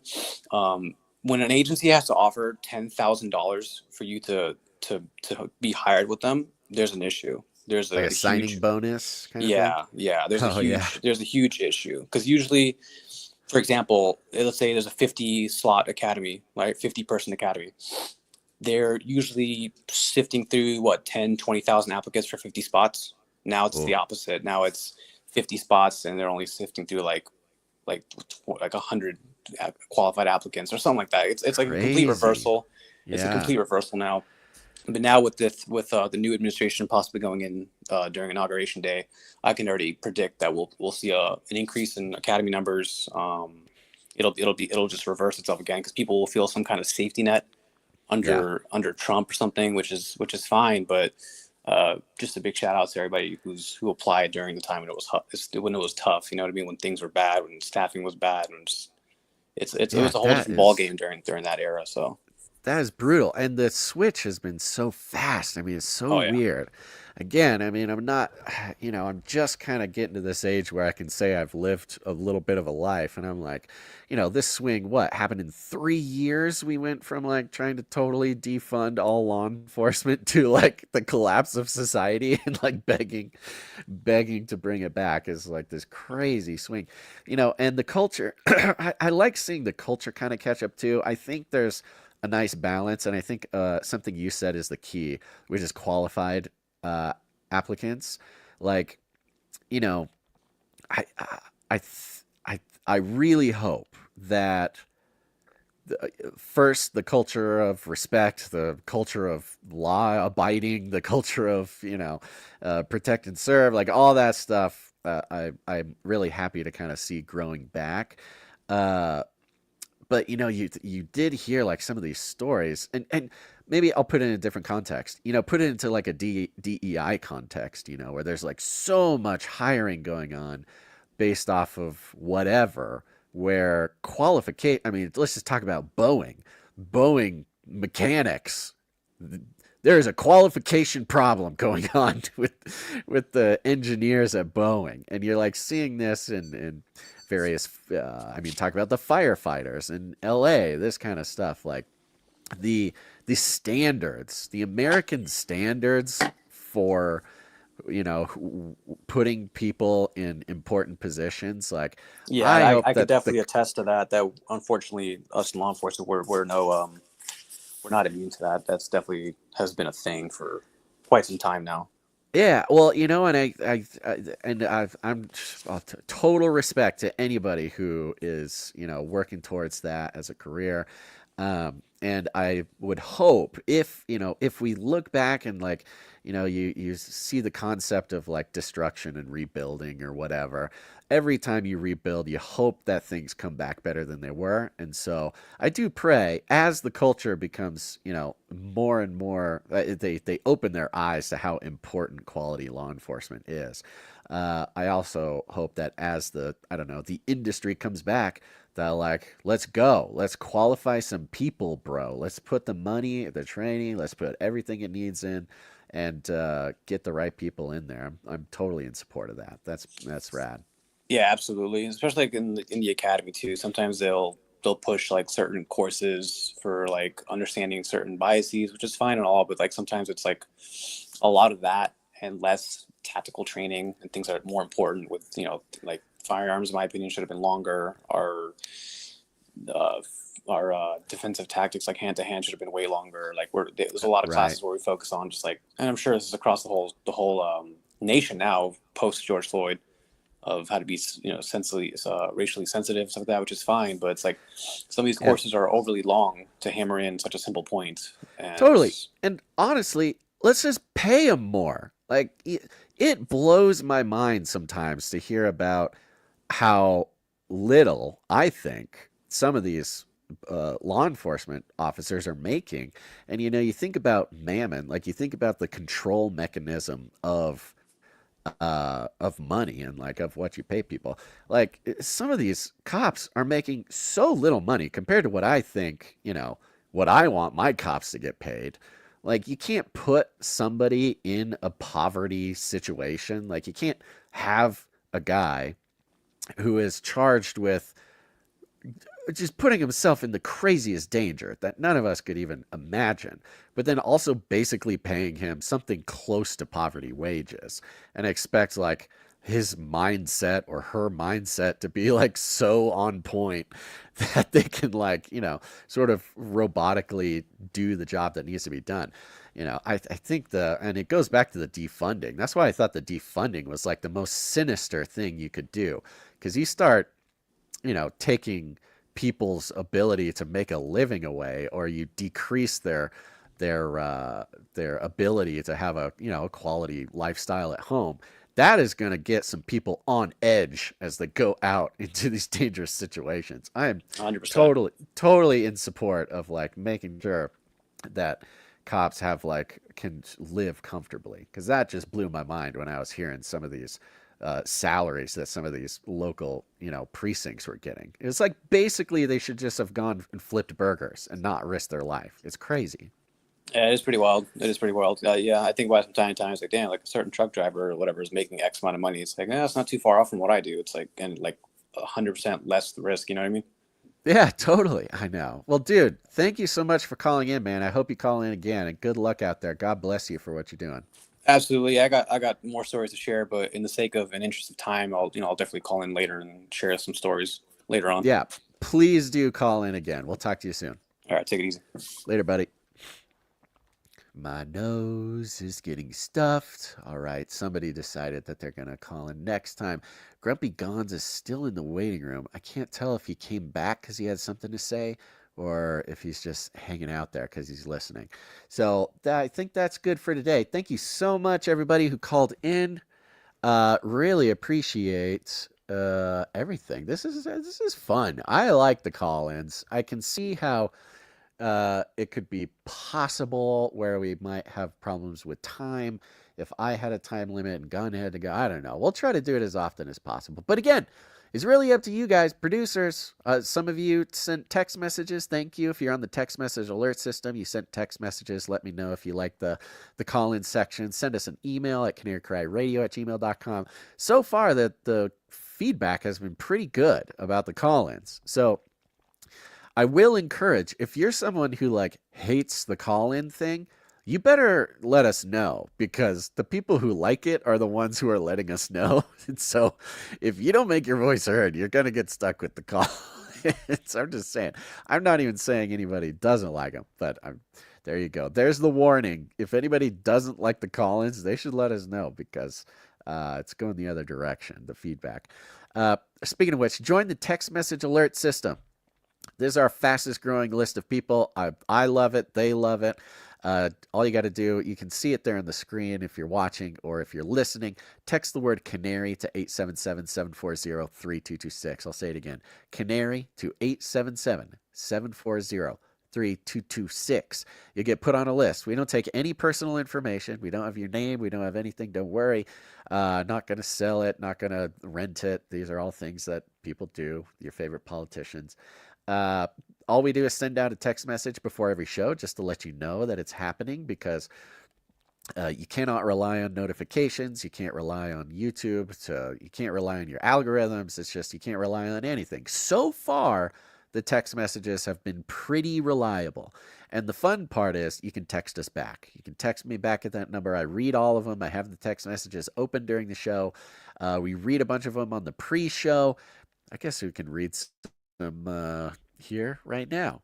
For instance, let's see, 678. They texted this during the reveal of our new cool military plane. 678 says, "Come on, yo, I will DJ that cockpit. Let's go." That's right, we got DJ. Okay, about time we got a DJ on the show. 509 says, "Gons is the best Trump impersonator in the metaverse or anywhere else." There you go, Gons, best Trump impersonator. 484 says, "Keep doing what you're doing, boys. You're very much needed in these times." Thank you very much, 484. So there you go, folks. Join the text message alert system. Text the word Canary to 877-740-3226. Grumpy Gons is still no. Can you hear my nose? I'm just totally 100% blocked up. Let's see. I'm going to hit Gons here. Maybe he'll hit us with that. Gons, are you there, or are you just hanging out? I'm here. I was trying to get your attention to get me back up. You're up. I got you. Okay, great. First of all, I do not enjoy being called caller and kicked off the stage. That was What's up, caller? Very rude. Than's for calling, caller. Very rude of you. Hey, and, you're a caller right now, buddy. What's up? I got control. I'm not going to take that kind of treatment from you. I'm running out of time, caller. If you have something to say, you just bring it up.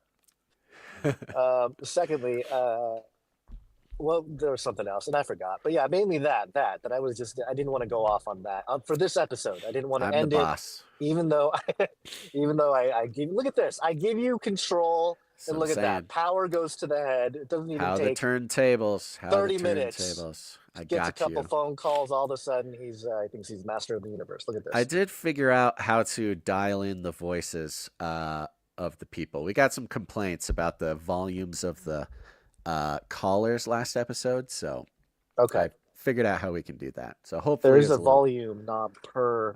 I know you got to unlock it and you got to do it for them. Yeah. Yeah. All right. Cool, All right, caller. cool. Thanks. I got to go. Appreciate you calling in. We'll call you in next time. Bye. There he goes. That's fun. I like that. All right, everybody. Thank you to all the producers. Time, talent, treasure. It's value for value, folks. If you don't get it, you're going to need to get it. You're going to be forced to get it soon. The world is going in a direction where value for value, it will be forced. We will all be forced to understand just how important the system is. So if you get any value from this show, any value from the news, any value from the call-ins, any value at all, go ahead. Produce the show with your time, your talent, or your treasure. CanaryCry.support. We got some producers coming in who support us with their time, such as the Clippies. They're clipping all the videos. Thank you to Courtney S., Jones, and Kristen for clipping. And gosh darn it, I need to make some room in that file. Thank you for clipping. We'll get some clips going again soon. Timestampers. It's hard work. Thank you to the timestampers. Here's the real question. Am I able to quickly enough, without crashing the stream or making it lag until infinity, to find out who the timestamper was for last episode? This is the kind of thing, folks. This is what they don't tell you in podcast school when you're at the podcast academy with your brothers in arms and you're getting trained how to de-escalate crazy situations, how to protect and serve out on the streets with your podcast. Nobody tells you the types of things that you're really going to encounter. It's not for the faint of heart. Podcasters have been defunded over the years. Actually, this is unfortunate. During Defund the Police, I think podcasters were getting all the extra funds. Let's see here. Timestamp. Here we go. I'm going to find you, timestampers. I'm going to thank you because it's very important. People coming in is one thing to give of your treasure, very important. It's certainly a sacrifice that represents time in your life for most people.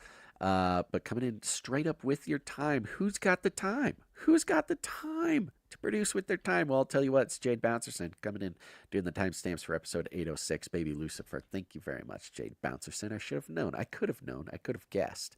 But appreciate that very much. Thank you to Sir Sentinel, the Challenge Night, for running the Telegram channel. Thank you to Adam42 for the Discord. If you're a Telegram or a Discord person, go over to canarycry.party. You'll see links there to join up there. You can join the newsletter, all sorts of good links. Thank you to Jam for the link. Thank you to Joe for all the feedback. Loved it. Thank you to Clank for all that crazy stuff you do, Clank. And other than that, share the show. Share it with your friends. Share it with your family. Share it with... I wonder if you've got any new... people in your church, you know, hey, what are church? I used to work at a church, and getting new people to come to the church was almost impossible. I wonder what that's like nowadays. So if you're at church, maybe you work in a church, you're seeing more people show up looking for the truth, looking to be discipled. Tell your disciples, tell your discipleship group about the show. Let me know what they think. Because as we know, it seems to be that people are finding Christ through waking up to the fact that the mainstream media does not have their best interests in mind. And so I believe a lot of the new Christians will love this show. I think it's very important. I think this would be a crash course in maturing. This show should be an important and required part of every discipleship group. So give that a try. You can do that, you know. We call it rattling cages. All you got to do is walk right up to them, grab by the cage, and then you shake it, and then this is where a great jingle goes. I cannot believe that we do not have these jingles loaded up that I can hit them right when I want to. We're going to do that. I'm the last angry man. Something about Noah. Just ask Noah. All right, that's it, folks. Thank you for being here. Please come back next time. Thanks for being in the chat. Thanks for listening on the podcast feed. And thank you for continuing to keep your head on straight, because I know you are. If you're listening to this show, you definitely are. Let's see if there's any tunes loaded up. I've got the politics animation. It's Latin for many. Tick. they'll suck your blood. They'll suck politics, your blood. That was extremely loud. I apologize for anybody on the podcast feed. I'm looking at the waveforms. I don't know how that was live, but everything tells me that was extremely loud. So I'm just going to skip blasting everybody's ears here at the end of the show. Thanks for listening to this episode of Canary Cry News Talk. Make sure to tune in next time. But until then, think outside the cage.